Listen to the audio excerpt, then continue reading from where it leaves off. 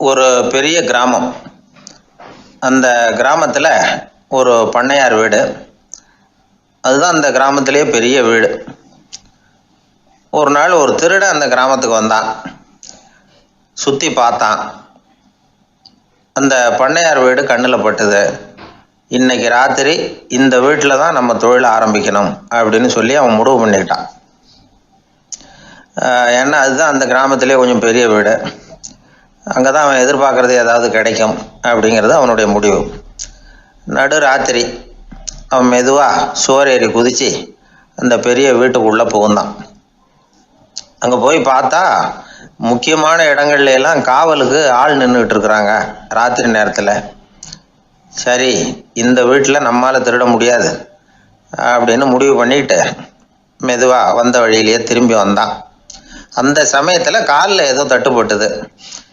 என்னது அப்படின்னு சொல்லி குனிஞ்சு பார்த்தா அங்கே ஒரு பெரிய வெங்காய மூட்டை அடுக்கி வச்சிருக்கிறாங்க. சரி, வந்ததுக்கு வெறுங்கையோடு திரும்ப வேண்டாமே அப்படின்னு சொல்லி கையில் இருந்த ஒரு பெரிய பை நிறைய அதை அள்ளி போட்டுக்கிட்டான். வெங்காயத்தை போட்டுக்கிட்டு புறப்படுற சமயத்தில் கப்புன்னு கழுத்தில் ஒரு கை வந்து விழுந்தது. ஆள் மாட்டிக்கிட்டான். அதாவது காவலாளிகள் அவனை பிடிச்சி வச்சுக்கிட்டாங்க. மறுநாள் காலையில் அந்த திருடனை பண்ணையார் முன்னாடி கொண்டுட்டு போய் நிறுத்தினாங்க. ஐயா, இந்த ஆள் ராத்திரி நம்ம வீட்டில் திருடுறதுக்காக வந்தான். வெங்காயத்தை அள்ளிட்டு புறப்படுறப்போ மாட்டிக்கிட்டான் அப்படின்னாங்க. அவர் பார்த்தார். என்னப்பா இவங்க சொல்கிறது உண்மைதானான்னு கேட்டார். ஆமான்னு ஒத்துக்கிட்டான் அந்த ஆள். பண்ணையார் அதுக்கப்புறம் கொஞ்சம் யோசனை பண்ணார். அப்புறமா தீர்ப்பு வழங்கினார்.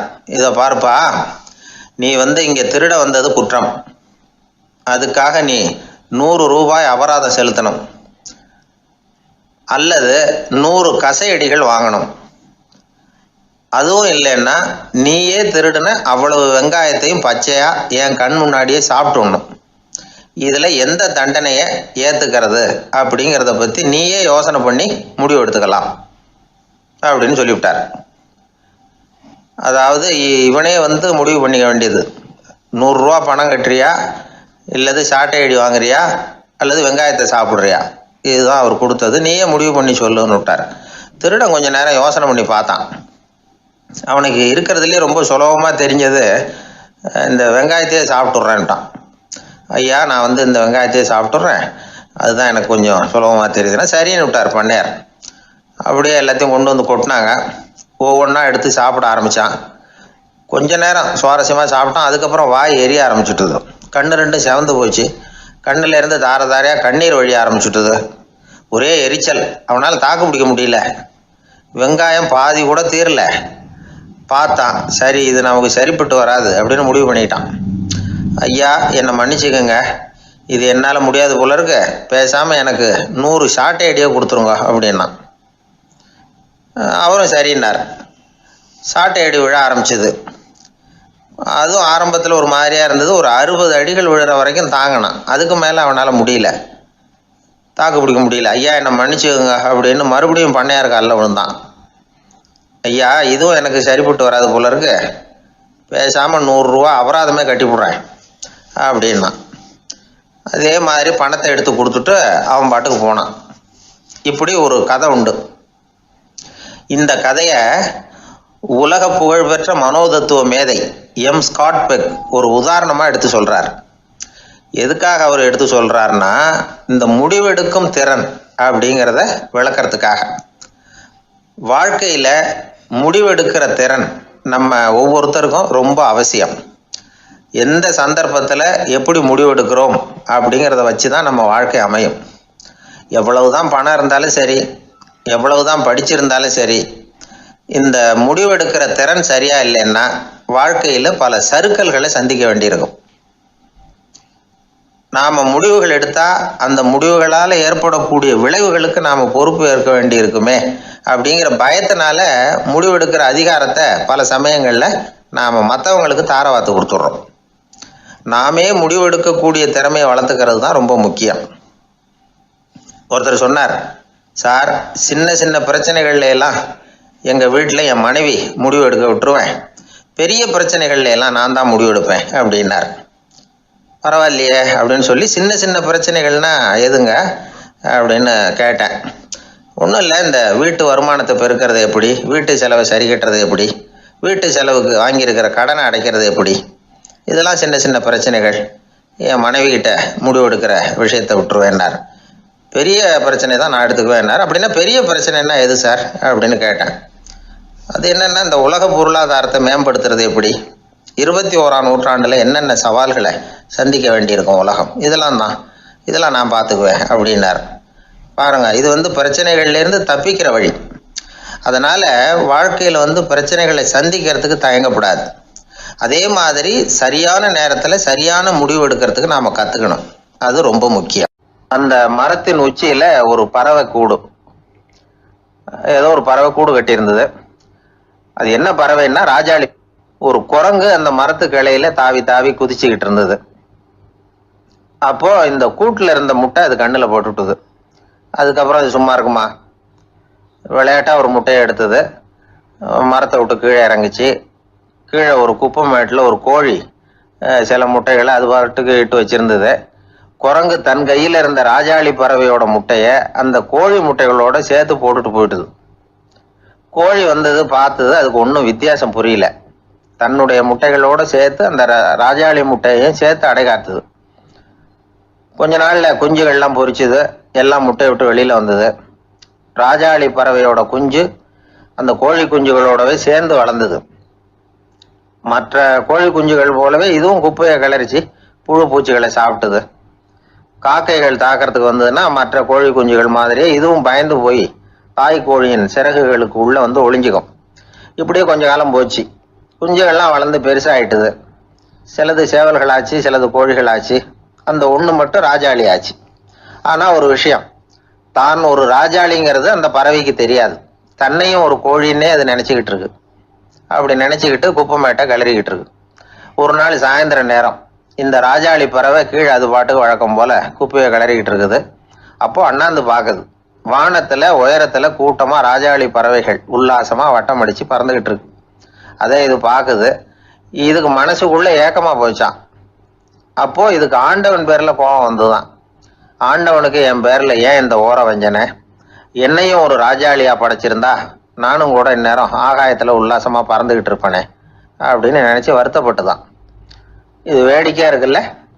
ஒரு வகையில் பார்த்தா நாம் கூட இந்த ராஜாளி பறவை மாதிரி தான் வாழ்ந்துக்கிட்டு இருக்கோம் அப்படிங்கிறார் ஒரு உளவியல் நிபுணர். நம்மால் எவ்வளவு வேலை செய்ய முடியும் அப்படின்னு நாம் நினச்சிக்கிட்டு இருக்கிறோமோ அதை விட பல மடங்கு நம்மால் வேலை செய்ய முடியுமா, பல மடங்கு வேகமாகவும் வேலை செய்ய முடியும் அப்படிங்கிறார் அவர். நம்முடைய முழுமையான பலம் என்னங்கிறது நமக்கே தெரியறதில்ல, அதுதான் கஷ்டம். நம்முடைய பலம் தெரியாததுனால தான் நாம் எதுக்கு எடுத்தாலும் பயந்துக்கிட்டு இருக்கிறோம். ஒரு ஆள் இருந்தான், அவனுக்கு எப்படின்னா கோழியை கண்டா பயப்படுவான். ஏன் கோழியை கண்டா பயம்னா, அவனுக்கு மனசுக்குள்ள தான் ஒரு புழுன்னு நினைப்பு. தன்னை ஒரு புழுவாக நினைக்கும் பொழுது, புழுன்னா கோழி கொத்தும்ல, அதனால கோழியை கண்டு பயப்பட ஆரம்பிச்சிட்டான். இவன் நடுங்கிடுவான். எதிரில் கோழி வந்ததுன்னா உடம்பு பூரா நடுங்க ஆரம்பிச்சிடும். வீட்டில் இருக்கிறவங்க பார்த்தாங்க. இவனை அழைச்சிட்டு போய் ஒரு மனநோய் மருத்துவமனையில் சேர்த்துட்டாங்க. அங்கே உள்ள டாக்டர் இவருக்கு சிகிச்சையெல்லாம் கொடுத்தார். ஒரு வாரம் இவனை தங்க வச்சு வேண்டிய சிகிச்சையெல்லாம் கொடுத்து மன ரீதியாக அவனை மாற்றி, சரி இனிமேல் நீ வீட்டுக்கு போகலாம்னு சொல்லி அனுப்பி வச்சார். வீட்டுக்கு புறப்பட்டான்.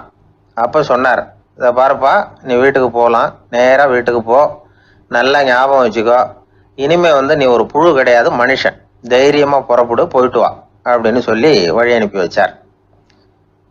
சரிங்க டாக்டர்னு சொல்லிவிட்டு இவன் புறப்பட்டு போனான். பாதி வழி போயிருப்பான்.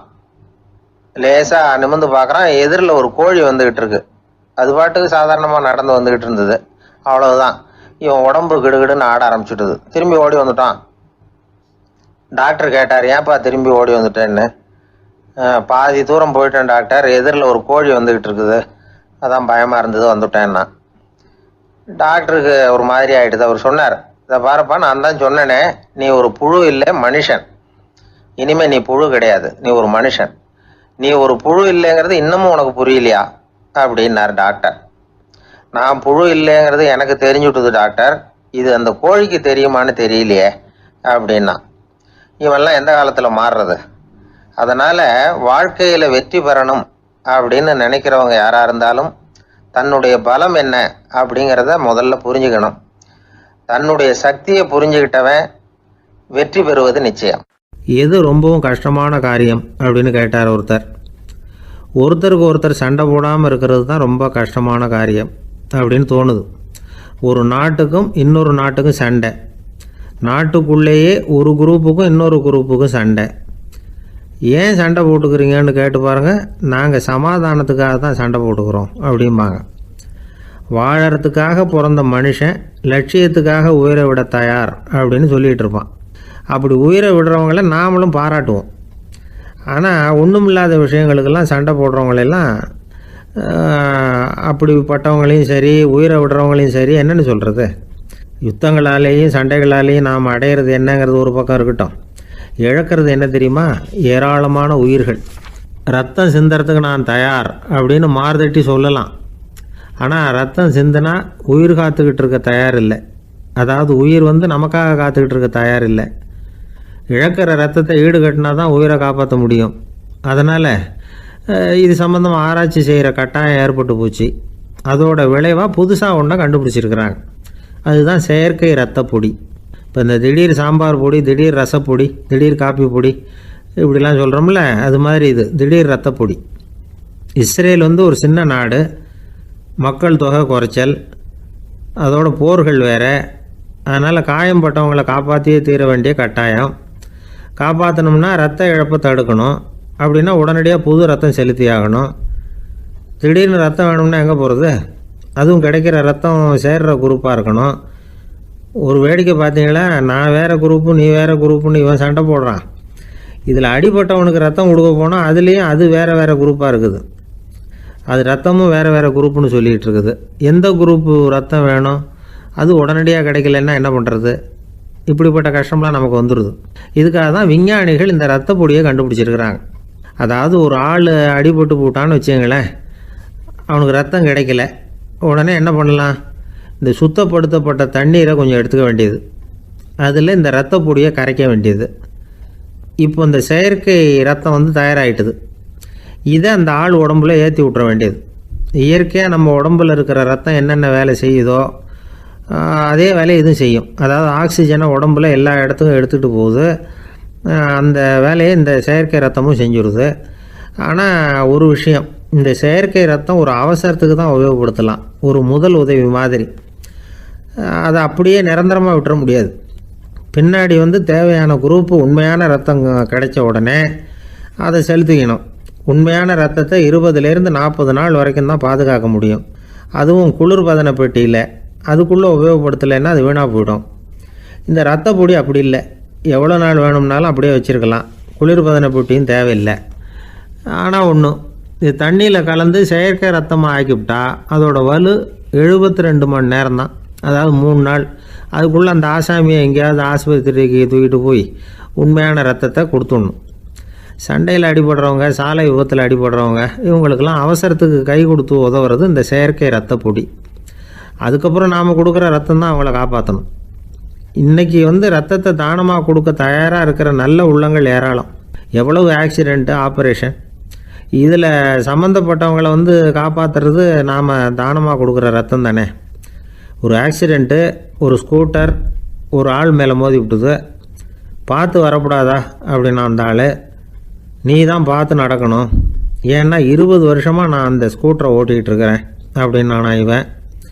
இதுக்கு அவன் சொன்னானா, நீ தான் பார்த்து ஓட்டணும், ஏன்னா 40 வருஷமாக நான் இப்படி நடந்துக்கிட்டு இருக்கிறேன் அப்படின்னு நானா. திபேத் நாட்டில் புத்த மடாலயங்கள் நிறைய உண்டு. அதுக்கு ஒரு தலைமையகமும் உண்டு. அது இந்த திபேத் தலைநகரம் லாசாவில் இருக்குது. ரொம்ப காலத்துக்கு அப்பால் அதை பற்றியெல்லாம் நிறைய விவரங்கள் எழுதி வச்சுருக்கிறாங்க. அது இப்போவும் நமக்கு கிடைக்குது. அதாவது ரொம்ப தூரத்துக்கு அந்தாண்ட மலைகளுக்கு நடுவில் ஒரு கிளை மடாலயம். அந்த மடத்தின் தலைவருக்கு வயசாகிட்டு தான். அதனால் தலைமை பொறுப்பை வேற ஒருத்தர்கிட்ட ஒப்படைக்கலாம் அப்படின்னு முடிவு பண்ணாராம்.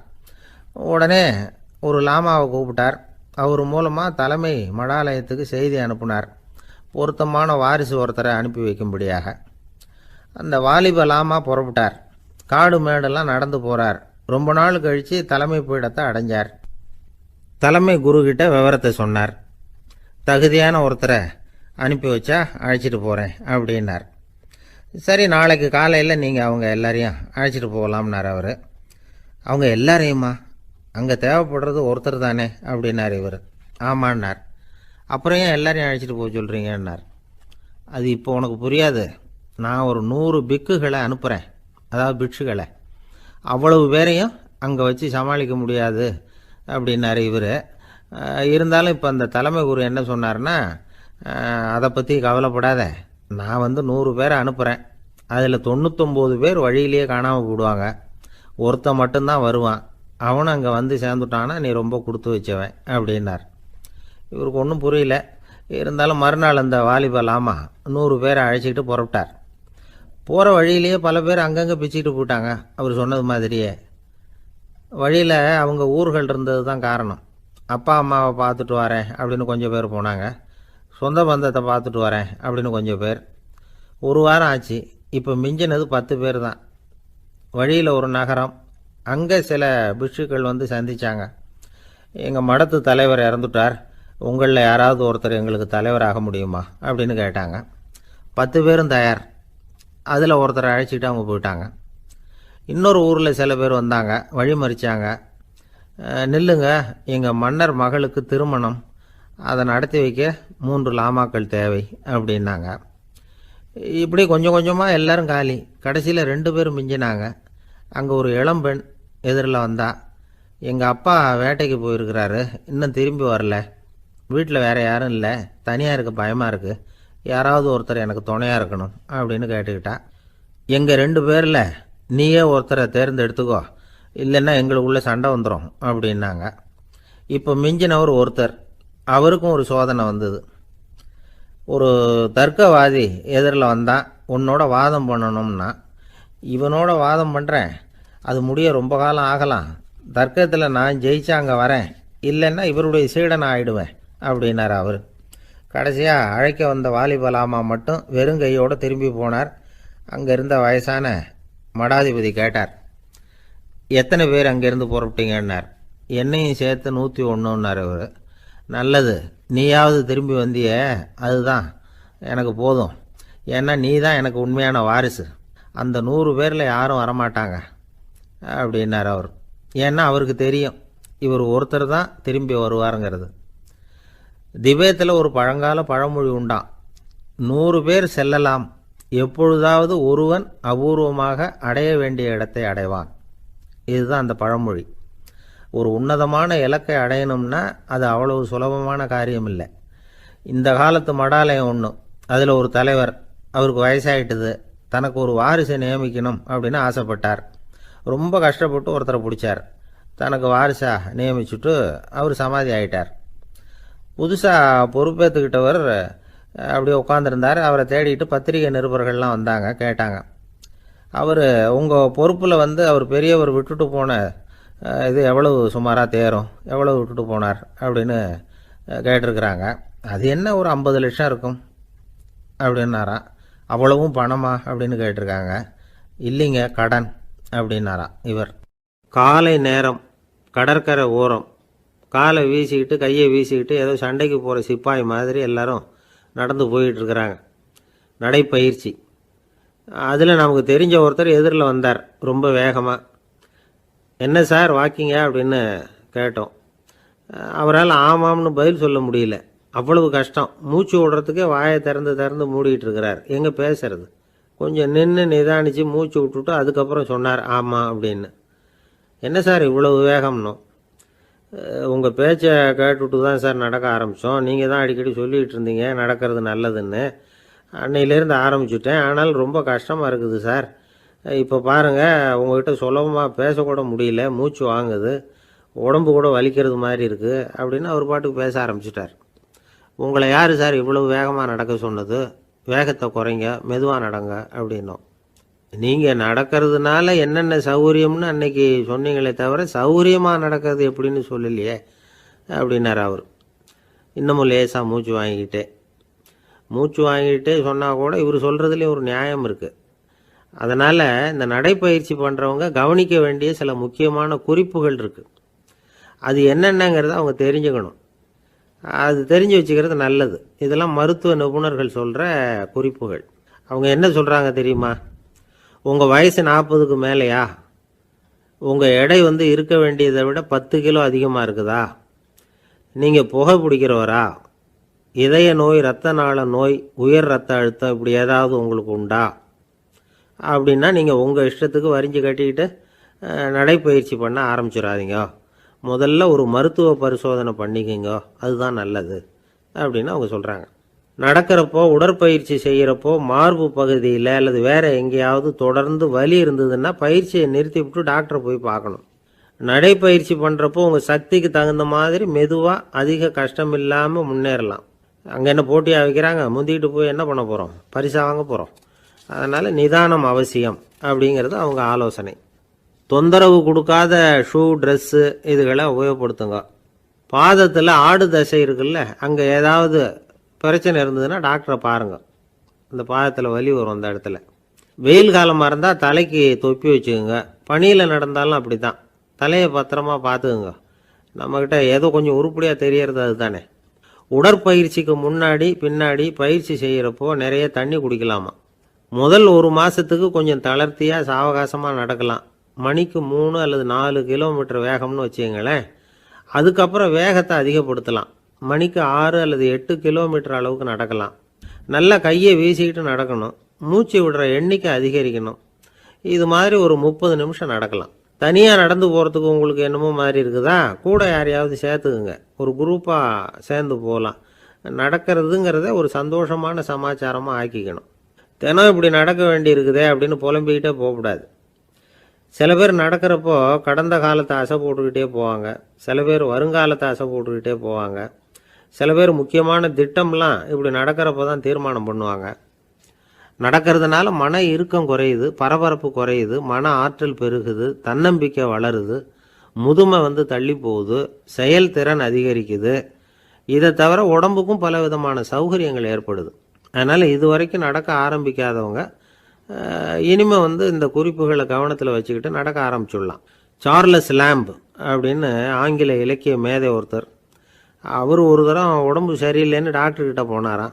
டாக்டர் அவரை பார்த்துட்டு, நீங்கள் தினமும் காலையில் வெறும் வயத்தில் நடக்கணும் அப்படின்னாராம். வெறும் வயத்தில் நடக்கிறதுக்கு நான் தயார், ஆனால் வயிறு கிடைக்கணுமே சார். யார் வயத்து மேலே நடக்கிறது டாக்டர் அப்படின்னு கேட்டாராம் இவர். வயிறு பசிக்குதேங்கிறது சிலரோட கவலை, வயிறு பசிக்க மாட்டேங்குதே அப்படிங்கிறது சில பேரோட கவலை. 2 விதமான கவலைக்கும் வயிறு தான் காரணமாக இருக்குது. வயிறு பசிச்சதுன்னா அது இயற்கை, வயிறு பசிக்கலைன்னா அது வியாதி. ஆனால் பசியையும் நாம் பசிப்பிணி அப்படின்னு தான் சொல்லுவோம். என்ன காரணம்? வியாதியை போக்க வேண்டியது எவ்வளவு முக்கியமோ அதை விட முக்கியம் பசியை போக்க வேண்டியது. ஒரு சமுதாயத்தில் பசிப்பிணியே இருக்கக்கூடாது, அதுதான் நல்ல சமுதாயம். பசியை போக்கணும்னா சாப்பாடு போடணும், பசியின்மையை போக்கணும்னா வைத்தியம்தான் பண்ணணும். இது சம்பந்தமாக எவ்வளவோ ஆராய்ச்சிகள் நடக்குது, நிறைய மருந்து கண்டுபிடிச்சிருக்கிறாங்க. நம்ம உடம்புல பசியை தூண்டக்கூடிய பகுதி எது, இதை முதல்ல தெரிஞ்சுக்கணும் இல்லையா? நாம் சாப்பிட்ற ஆகாரம் செரிக்கிறதுக்கு எது காரணம் தெரியுமா? நம்ம மூளையோட பின்பகுதி தான் அதுக்கு காரணமாக இருக்குதாம். மூளையின் பின்பகுதியில் நரம்பு செல்களால் ஆன 2 வகையான ஆரக்சின்கள் தான் பசியை உண்டாகுது அப்படின்னு கண்டுபிடிச்சிருக்கிறாங்க. 2 ஆய்வாளர்கள் இதை கண்டுபிடிச்சிருக்காங்க. அவங்க 2 பேரும் டெக்சாஸ் பல்கலைக்கழகத்தில் ஹார்வர்டு ஹக்ஸ் மருத்துவ கல்வி நிலையத்தில் பணிபுரிகிறவங்களாம். உண்பது தேவைங்கிறது உணரப்படும் போது மூளையின் அந்த குறிப்பிட்ட பகுதி ஆரக்சின் அப்படிங்கிற ஹார்மோன்களை சுரக்கும். அது பசி உணர்வை தூண்டும் அப்படிங்கிறது தான் அந்த ஆய்வாளர்களின் கண்டுபிடிப்பு. இந்த ஆரக்சின் வேறு சில உயிரினங்கள்லேயும் உண்டு. இப்போ எலிகளில் கூட இது இருக்குது. அதனால் எலிகளை வச்சு இது சம்பந்தமாக ஆராய்ச்சி பண்ணாங்க. எலிகள் உடம்பில் ஆரக்சினை செலுத்தி பார்த்தாங்க. உடனே என்னாச்சு தெரியுமா? அந்த எலியெல்லாம் பசியால் துடிக்க ஆரம்பிச்சுட்டுது. எதையாவது தின்னு பசியை தீர்த்தா போதுங்கிற அளவுக்கு அந்த எலிகள்லாம் அல்லாட ஆரம்பிச்சுட்டுது. இயல்பாக சாதாரணமாக அந்த எலிகள் எவ்வளவு சாப்பிடுமோ அது மாதிரி 8 முதல் 10 மடங்கு அதிகமான ஆகாரத்தை 1 மணி நேரத்துக்குள்ளே சாப்பிட்டு தீர்த்துட்டு தான். சில எலிகளின் மூளையில் இந்த ஆரக்சின் அளவை கட்டுப்படுத்தி பார்த்துருக்குறாங்க.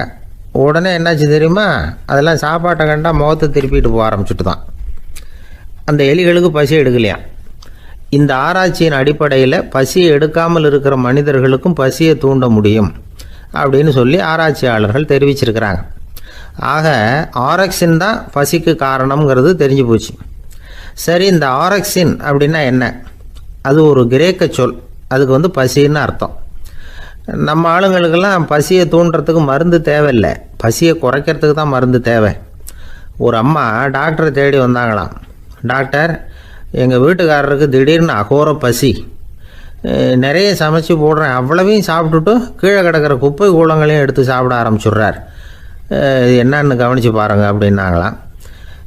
எவ்வளோ நாளாக அப்படி இருக்குதுன்னு கேட்டிருக்காரு டாக்டர். 1 வாரமாக அப்படி இருக்குதுன்னாங்களாம். இவ்வளவு நாளாக ஏன் சும்மா இருந்தீங்க, ஆரம்பத்திலே இங்கே அழைச்சிட்டு வர வேண்டியது தானே அப்படின்னாரான் டாக்டர்.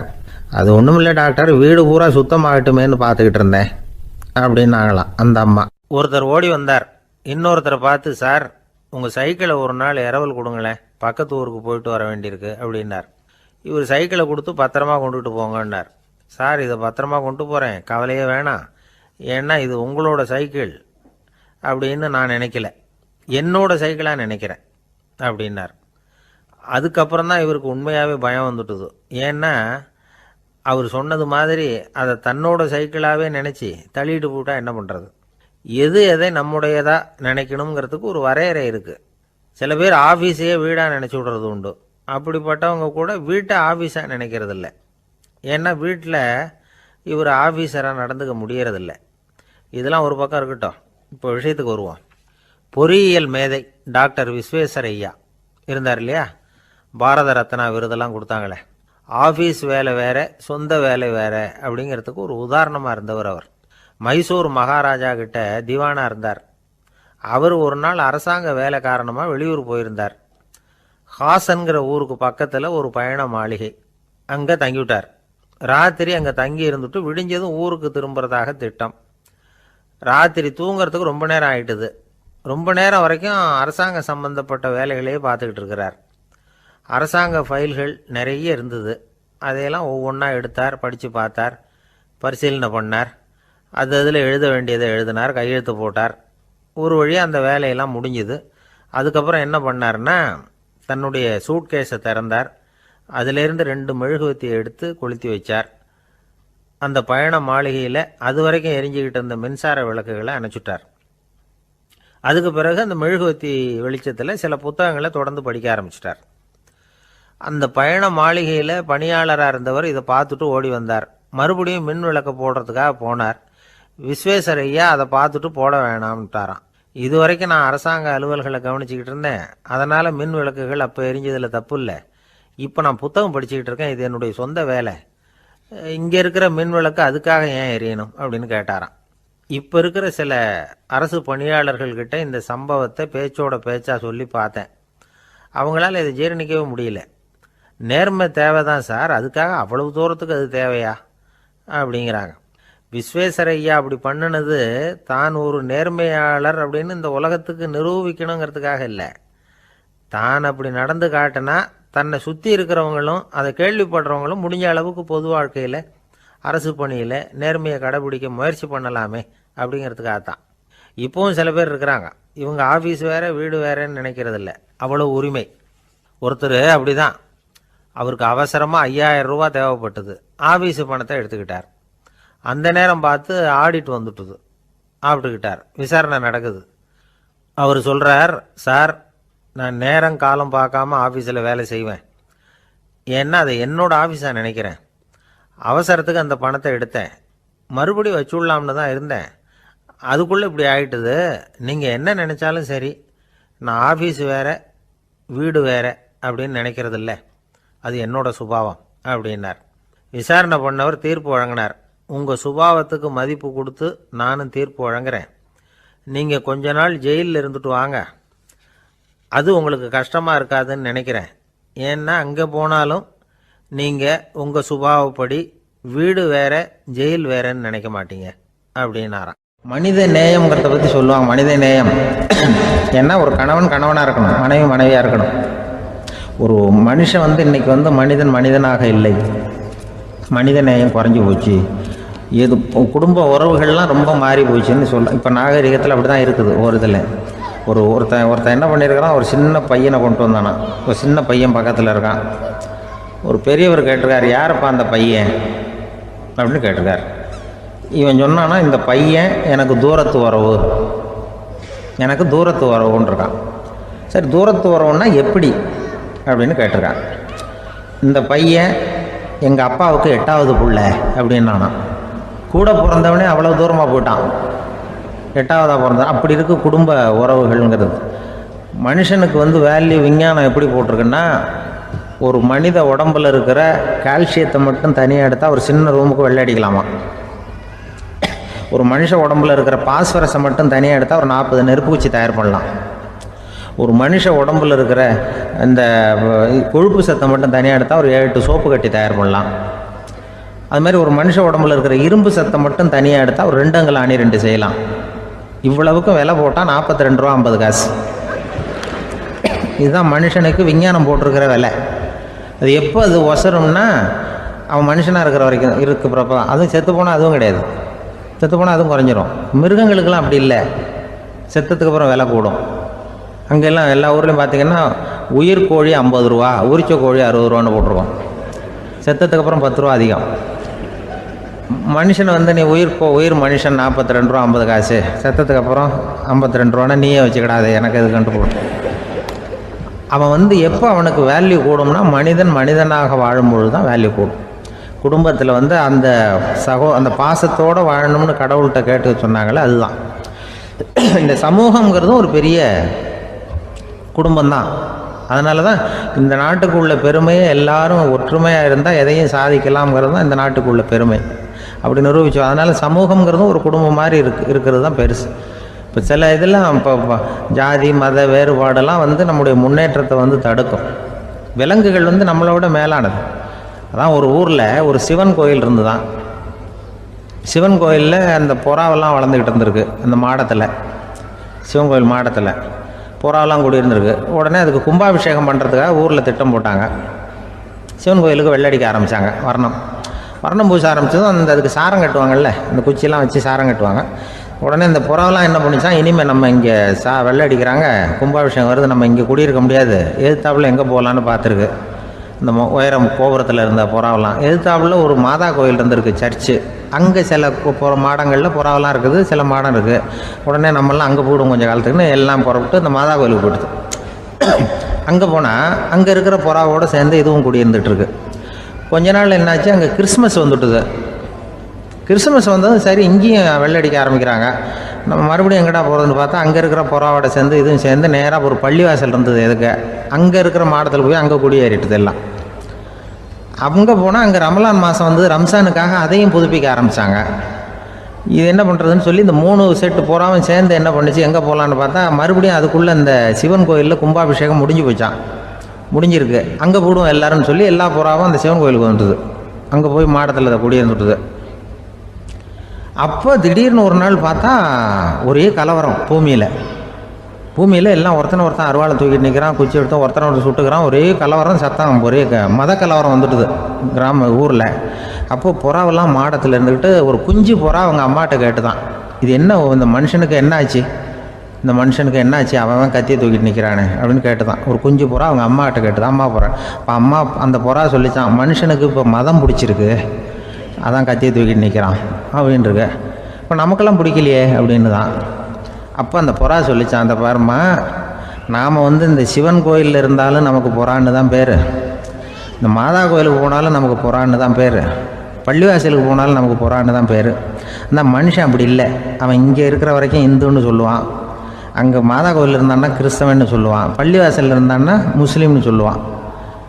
அப்போ குஞ்சு புறா அது என்ன இப்படி பண்ணுறாங்க மனுஷங்க, இப்போ அவங்கள விட நம்ம வசதி போல் இருக்க, நம்ம தேவலாம் போல் இருக்க அப்படின்னு தான் அந்த குஞ்சு புறா. அப்போ அந்த தாய் புறா சொல்லித்தான், உண்மைதான், அதனால தான் நம்ம மேலான இடத்துல இருக்கிறோம், அவன் கீழே நிற்கிறான் இன்னமும் அப்படின்னு சொல்லித்தான். அளவுக்கு மிஞ்சினால் அமிர்தமும் நஞ்சு அப்படின்னு சொல்லுவாங்க. அது உண்மைதான். ஒருத்தருக்கு அளவுக்கு மீறிய புகழ் வந்துட்டுதுன்னு வச்சுங்க, அது கூட ஆபத்தாக போயிடுறது உண்டு. பழங்காலத்துல எல்லாம் கிரேக்க தேசத்தில் ஒரு பழக்கம் உண்டாம். அதாவது யாராவது ஒருத்தரை நாடு கடத்தணும்னா அதுக்கு ஒரு வழி உண்டு. அதாவது ஒருத்தர் நாடு கடத்தணும்னு மக்கள் விரும்புகிறாங்கன்னு வச்சுங்களேன், அவர் பேரை ஒரு மண்பாண்ட ஓட்டுச்சில்லில் எழுதி அதை ஒரு குறிப்பிட்ட பொது இடத்துல போட்டுற வேண்டியது, அவ்வளவுதான். இது மாதிரி பல பேர் போட்டுக்கிட்டே இருப்பாங்க, எல்லாம் அப்படியே குவிஞ்சு போயிடும். அந்த ஓட்டாஞ்சில்லு குவியலில் யாருடைய பேர் அதிகமாக இருக்குதோ அந்த நபரை ஒரு 10 ஆண்டுகள் நாடு கடத்தி விடுவாங்க. இது அந்த ஊர் வழக்கமாக. ஒரு நாள் அந்த குவியலுக்கு பக்கத்தில் ஒரு ஆள் நின்றுக்கிட்டு இருக்கிறான். அவன் கையில் ஒரு ஓட்டாஞ்சில்லு வச்சிருக்கிறான். அதில் யாரோட பேரையோ எழுதணும், எழுதி அந்த இடத்துல போடணுங்கிறது அவன் ஆசை. ஆனால் அவன் படிக்காதவன், அதனால் எழுத தெரியல. யாராவது அந்த வழியாக வர்றாங்களான்னு பார்த்துக்கிட்டே நின்றுக்கிட்டு இருந்தான். ஒரு பெரியவர் வந்துக்கிட்டு இருந்தார். அவர்கிட்ட ஓடினான். கையில் இருந்த மண்பாண்ட சில்லை கொடுத்தான். ஐயா, இதில் ஒரு பேர் எழுதி கொடுங்களேன்னா அந்த பெரியவர் அதை வாங்கி கையில் வச்சுக்கிட்டு, என்ன பேர் எழுதணும் சொல்லு அப்படின்னா இவன் சொன்னான், அரிஸ்டைடிஸ் அப்படின்னு எழுதுங்க அப்படின்னா. இதை கேட்டதும் அந்த பெரியவருக்கு அதிர்ச்சி. ஏன்னா அவர் தான் அரிஸ்டைடிஸ், தத்துவ மேதை அரிஸ்டைடிஸ் அவர். இருந்தாலும் நான் தான் அதுங்கிறத காட்டிக்காம அந்த ஆளுகிட்ட கேட்டார். அது சரிப்பா, அரிஸ்டைடிஸ்ங்கிற பேரை எழுத சொல்ற, அவர் உனக்கு என்ன கெடுதல் பண்ணார், அவர் பேரை இதில் எழுத சொல்றியே அப்படின்னு கேட்டிருக்கார். அதுக்கு இவன் சொன்னானா, அவர் எனக்கு எந்த கெடுதலும் பண்ணலை, அவரை நான் பார்த்தது கூட இல்லை அப்படின்ட்டுருக்கான். அப்புறம் எதுக்காக அவரை நாடு கடத்தணும்னு நீ ஆசைப்படுற அப்படின்னு கேட்டிருக்கார். இப்போ அந்த ஆள் சொல்கிறான், அரிஸ்டைடஸை பற்றி எல்லாரும் பேசுகிறாங்க, அவர் ரொம்ப நல்லவர், அவர் ஒரு பெரிய அறிவாளிங்கிறாங்க, அவர் ஒரு பெரிய வள்ளல், பேரறிஞர், இப்படி எல்லாரும் சொல்கிறத கேட்டு கேட்டு எனக்கு ரொம்ப அழுத்து போயிட்டுது, அதனால தான் வெறுப்பாயிட்டேன் அப்படின்னு நானும். இதிலேருந்து என்ன தெரியுது, நாம் நல்லவனாக இருக்கிறதுல ஒன்றும் இடைஞ்சல் இல்லை. ஆனால் நம்மளை நல்லவன் நல்லவன் எல்லாரும் சொல்ல ஆரம்பிச்சிட்டாங்கன்னு வச்சுக்கோங்க, அப்போ இடைஞ்சல் ஆரம்பம்னு அர்த்தம். எதுவுமே அளவுக்கு மிஞ்சி போகாமல் பார்த்துக்க வேண்டியது ரொம்ப அவசியம். அளவுக்கு அதிகமாக ஆசைப்படாதவங்களில் ஆப்ரஹாம் லிங்கனும் ஒருத்தரான். அவர் ஒரு தடவை தன்னுடைய நண்பர்கள்கிட்ட பேசிக்கிட்டு இருந்தாராம். ஒருத்தர் கேட்டிருக்கார், ஒரு மனுஷனுக்கு கால்கள் எவ்வளோ உயரம் இருக்கணும் அப்படின்னு கேட்டாராம். இதுக்கு ஆப்ரஹாம் லிங்கன் சொன்னாராம், அது என்ன, இடுப்புலேருந்து தரையை தொடுற அளவுக்கு உயரம் இருந்தால் போதும் அப்படின்னாராம். எனக்கு ஒரு உதவி செய்யணும் அப்படின்னு நம்மளை பார்த்து ஒருத்தர் கேட்குறாருன்னு வச்சுங்களேன், உடனே நாம் அவரை பார்த்து என்ன உதவின்னு கேட்போம். இதுதான் சராசரி மனிதர்களின் இயல்பு. ஆனால் ஒருத்தர் எனக்கு ஒரு உதவி செய்யணும் அப்படின்னு கேட்ட உடனே என்ன உதவின்னு கூட கேட்காம சரி செய்கிறேன் அப்படின்னு ஒத்துக்கிறது இருக்கு பாருங்க, அது கொஞ்சம் அபூர்வம். அந்த காலத்தில் ஒருத்தர் இருந்தார். அவர் எப்படி தெரியுமா, உதவி கேட்குறவங்க நல்லவங்களா கெட்டவங்களா அப்படின்னு கூட பார்க்கல, தனக்கு நன்மையா தீமையா அப்படின்னு கூட பார்க்கல, உதவி செய்கிறேன்னு புறப்பட்டுட்டார். அவர் யார் தெரியுமா, அவர் தான் நல சக்கரவர்த்தி. அவர் மாதிரி நாம் உதவி கேட்குறவங்களுக்கு உடனே உதவி செய்கிறதுக்கு தயாராக இருக்கணும் அப்படின்னு சொன்னார் ஒரு ஆன்மீக பேச்சாளர். நல சரித்திரத்தை அவர் சொல்லிக்கிட்டு இருந்தார். இந்திரன், அக்னி, வருணன், யமன், இவங்க 4 பேரும் நலனை பார்த்து எங்களுக்கு நீ உதவி செய்யணும், எங்களுக்காக நீ தூது போகணும் அப்படின்னு கேட்குறாங்க. யாருக்கிட்ட தூது போகணும், என்ன காரியத்துக்காக போகணும் அப்படின்னு கேட்கணும்ல. நலன் அப்படி கேட்கவே இல்லை, உடனே சரின்னு ஒத்துக்கிறான். அதுக்கப்புறம் அவங்க விவரம் சொல்கிறாங்க, என்ன உதவி, யாருக்கிட்ட தூது போகணும் அப்படிங்கிற விவரத்தை சொல்கிறாங்க. நலனுக்கும் அப்புறம்தான் புரியுது, எந்த தமயந்தியை இவன் காதலிச்சானோ, எந்த தமயந்தின் சுயம்பரத்துக்காக இவன் போய்கிட்டு இருக்கிறானோ அந்த தமயந்தியை பார்த்து தங்களுக்காக அவகிட்ட வாதாடணும், பேசணும், தங்களில் ஒருத்தரை கல்யாணம் பண்ணிக்கும்படியாக கேட்கணும் அப்படின்னு அவங்க 4 பேரும் நலன்கிட்ட கேட்குறாங்க. இதை கேட்டதும் நலன் கொஞ்சம் கூட முகம் சுளிக்கலை, பதட்டப்படலை. நேராக தமயந்தி கிட்ட போகிறான். இந்திரன், அக்னி, வருணன், யமன் இவங்களோட சிறப்புகளை எடுத்து சொல்கிறான். இவங்களில் ஒருத்தரை கல்யாணம் பண்ணிக்கலாம் அப்படின்னு சொல்லி கேட்டுக்கிறான். ஆனால் இதுக்கு தமயந்தி சம்மதிக்கலை. சுயம்வரம் நடக்குது, அவள் நலனை தேர்ந்தெடுக்கிறாள். அந்த 4 பேரும் நலனுக்கு நிறைய வரங்கள்லாம் கொடுக்குறாங்க. அதுக்கப்புறம் இப்படி போகுது கதை. இதில் நாம் கவனிக்க வேண்டியது என்னென்னா, உதவின்னு கேட்ட உடனே என்ன உதவின்னு கேட்காம சரி செய்கிறேன்னு சொன்னான் பாருங்க, அதை கொஞ்சம் சிந்திக்கணும். செய்கிறேன்னு ஒத்துக்கிட்டதுக்கு அப்புறம் அது என்ன உதவின்னு தெரிஞ்சும் முகம் சுளிக்காமல் அதை செஞ்சான் பாருங்க, அதையும் கொஞ்சம் சிந்திக்கணும். நம்மளும் ஒருத்தன் ஒரு நண்பனை தேடி போனான், எனக்கு ஒரு உதவின்னா சரி சொல்லுன்னா, இப்போ உங்ககிட்ட 2 கார் இருந்தால் என்ன பண்ணுவேன்னா, உடனே அதில் ஒன்று உங்ககிட்ட கொடுத்துருவேன்னா அவன். உங்ககிட்ட 2 பங்களா இருந்தால் என்ன பண்ணுவேன்னா, அதில் ஒன்று உங்ககிட்ட கொடுத்துருவேன்னா. உங்ககிட்ட 2 பேனா இருந்தால் என்ன பண்ணுவேன்னா, அதில் ஒரு பேனாவை உங்ககிட்ட கொடுக்க மாட்டேன்னா அவன். ஏன்டா அப்படி சொல்கிறேன்னா, ஏன்னா இப்போ நிஜமாவே என்கிட்ட 2 பேனா இருக்குது, அதனால் அப்படி சொல்கிறேன் அப்படின்னு அவன். ஒருத்தன் தன்னுடைய நண்பனை வழியில் பார்த்தான். என்னப்பா லெட்டர் போட்டுனே கிடச்சிதா அப்படின்னா. ஓ கிடச்சிதேன்னா அவன். இவன் உடனே ஏன்டா போய் சொல்கிற, நான் உனக்கு லெட்டரே போடலை, சும்மா தான் கேட்டேன், உடனே கிடச்சிட்டுதுங்கிறியே அப்படின்னா. லெட்டர் போட்டேன்னு நீ போய் சொல்கிறப்போ அது கிடைச்சதுன்னு நான் போய் சொல்லக்கூடாதா அப்படின்னு அவன். இப்படிப்பட்டவங்க சில பேர் இருந்தால் கூட இன்னைக்கு கடிதம் மூலமாக தொடர்பு கொள்ளாதவங்க இருக்கவே முடியாது. அந்த அளவுக்கு அது அவசியமான ஒன்றாயிட்டுது. இந்த அஞ்சல் அட்டைகள் எப்படி ஆரம்பமாச்சு தெரியுமா? ஆஸ்திரியா நாட்டில் ஒரு பேராசிரியர் இருந்தார். அவர் பேர் இம்மானுவேல் ஹெர்மன். அவர் ஒரு நாள் ஒரு பத்திரிகையில் கட்டுரை எழுதினாராம். இது நடந்தது 1869. அவர் எழுதின கட்டுரையில் மக்கள் அதிகம் செலவு இல்லாமல் ஒருத்தருக்கு ஒருத்தர் தகவல் பரிமாறிக்கிறது எப்படி அப்படிங்கிறத பற்றி எழுதியிருந்தார். அதுக்கு சில யோசனைகளை அவரே எழுதியிருந்தாராம். எப்படின்னா, அந்த கட்டுரையை எல்லாரும் படித்து பார்த்துருக்குறாங்க, அவர் சொன்ன யோசனைகள் என்னன்னு. அது அரசாங்கத்தின் கவனத்துக்கு அது போச்சான். ஆகா, இது அவர் சொல்கிற யோசனை நல்லா இருக்கும் போல் இருக்கு அப்படின்னு அவங்களே நினச்சிருக்கிறாங்க. அவ்வளவுதான். உடனே அந்த யோசனையை நடைமுறைக்கு கொண்டுகிட்டு வந்தாங்களாம். பேராசிரியர் இம்மானுவேல் ஹெர்மனின் யோசனைப்படி அச்சடித்த அரசு முத்திரையோட அரசாங்கம் அஞ்சல் அட்டைகளை வெளியிட ஆரம்பிச்சுதான். 1869 அக்டோபர் 7ஆம் தேதி இது நடந்திருக்கு. உலகின் முதல் அஞ்சல் அட்டை வெளிவந்த நாள் அது. அப்போதான் அதுக்கு பேர் என்ன தெரியுமா? அதாவது கரஸ்பாண்டிங் கார்டு அப்படின்னு பேராது. அதுக்கப்புறம் என்ன ஆச்சுன்னா, உடனடியாக அமெரிக்காவிலேயே இது மாதிரியான கார்டுகளை வெளியிட ஆரம்பிச்சிட்டாங்க. அங்கே இதுக்கு என்ன பேர் தெரியுமா? Postal card. அதுக்கப்புறம் 1870 இங்கிலாந்துலேயும் இதை வெளியிட்டாங்களாம். அதை வெளியிட்ட முதல் நாள் அன்னைக்கு என்ன நடந்தது தெரியுமா? மக்கள்லாம் ஏதோ நியாய விலை கடையில் நிற்கிறது மாதிரி பெரிய பெரிய கியூ வரிசையில் நின்று இதை வாங்கினாங்களாம். நம்ம நாட்டில் முதல் அஞ்சலகம் 1927 கல்கத்தாவில் ஆரம்பமாயிருக்கு. இன்னைக்கும் அஞ்சலகம் இல்லாத இடமே இல்லை. அந்த அளவுக்கு அஞ்சல் போக்குவரத்து அதிகமாக இருக்குது. அன்னைக்கு உள்நாட்டில் ஒருத்தருக்கு ஒருத்தர் தகவல் பரிமாற்றம் செய்து கொள்ள மலிவான ஒரு அஞ்சல் அட்டையை அரசாங்கம் வெளியிடலாம் அப்படின்னு பேராசிரியர் எழுதின கட்டுரை இன்னைக்கு எந்த அளவுக்கு ஆகியிருக்கு பார்த்தீங்களா? ஒருத்தன் ஒரு தபால் பெட்டிக்கு பக்கத்தில் தலையை வச்சுக்கிட்டு அவன் பாட்டுக்கு நின்றுட்டு இருந்திருக்கான். அங்கே இருந்து இன்னொருத்தன் கேட்டிருக்கான், என்ன ஆச்சுன்னு. கொஞ்ச நேரத்துக்கு முன்னாடி இந்த தபால் பெட்டியில் ஒரு கார்டு எழுதி போட்டேன், விவரமெல்லாம் நல்லா தான் எழுதியிருக்கிறேன், ஆனால் அட்ரஸ் எழுத மறந்துட்டேன் அப்படின்னு. உடனே அவன், அதுக்காக கவலைப்படாத, நான் போட்ட கார்டில் அட்ரஸ் எல்லாம் பின்கோடு உள்பட கரெக்டாக எழுதியிருக்கேன், ஆனால் விவரம் எழுத மறந்துட்டேன் நானா. கவலைப்படாத, கொஞ்ச நேரத்தில் தபால்காரர் வருவார், பெட்டியை திறந்ததும் நம்ம லெட்டரை கேட்டு வாங்கிக்கலாம்னா ஒருத்தன். கொஞ்ச நேரத்துக்கு முன்னாடி அவர் வந்தார், கேட்டேன், அதுக்கப்புறம் தான் மனசுக்கு ரொம்ப கஷ்டமாக போச்சு நானா. இவன் ஏண்டான்னு கேட்டிருக்கான். அவன், இது தபால் புட்டு இல்லையா. ஒரு நண்பர் யாருக்கோ ஃபோன் பண்ணிகிட்டு இருந்தார். அவர் பேசி முடித்ததும் நான் அவரை பார்த்து, இப்போ ஃபோன் பண்ணிங்களே, அந்த ஃபோன் நம்பர் என்ன அப்படின்னு கேட்டேன். அவர் தலையை சொரிஞ்சுக்கிட்டார், ஞாபகம் வரலன்னார். சரி சார், அதை விடுங்க, உங்கள் மனைவி பேர் என்ன அப்படின்னு கேட்டேன். மாலதின்னார். என்ன சார் இது வேடிக்கை, கொஞ்ச நேரத்துக்கு முன்னாடி பேசின ஃபோன் நம்பர் மறந்து போச்சு, எப்போவோ கல்யாணம் பண்ணிக்கிட்ட மனைவி பேர் மறக்கலை, அதை கரெக்டாக சொல்லிவிட்டீங்களே அப்படின்னு கேட்டேன். அவர் என்ன ஒரு மாதிரியாக பார்த்தார். அவர் அப்படி என்னை பார்த்ததில் ஒன்றும் தப்பு இல்லை, ஏன்னா நாம் எல்லாருமே அப்படி தானே. ஒரு குறிப்பிட்ட காரியத்துக்காக தொலைபேசியில் ஒருத்தட்ட பேசுகிறோம், அதுக்கப்புறம் அந்த எண் நமக்கு அனாவசியம், அதனால் மறந்துடுறோம். இதுக்கு பேர் தான் தற்காலிக ஞாபகம். ஆனால் மனைவி பேரை மறந்துட முடியுமா?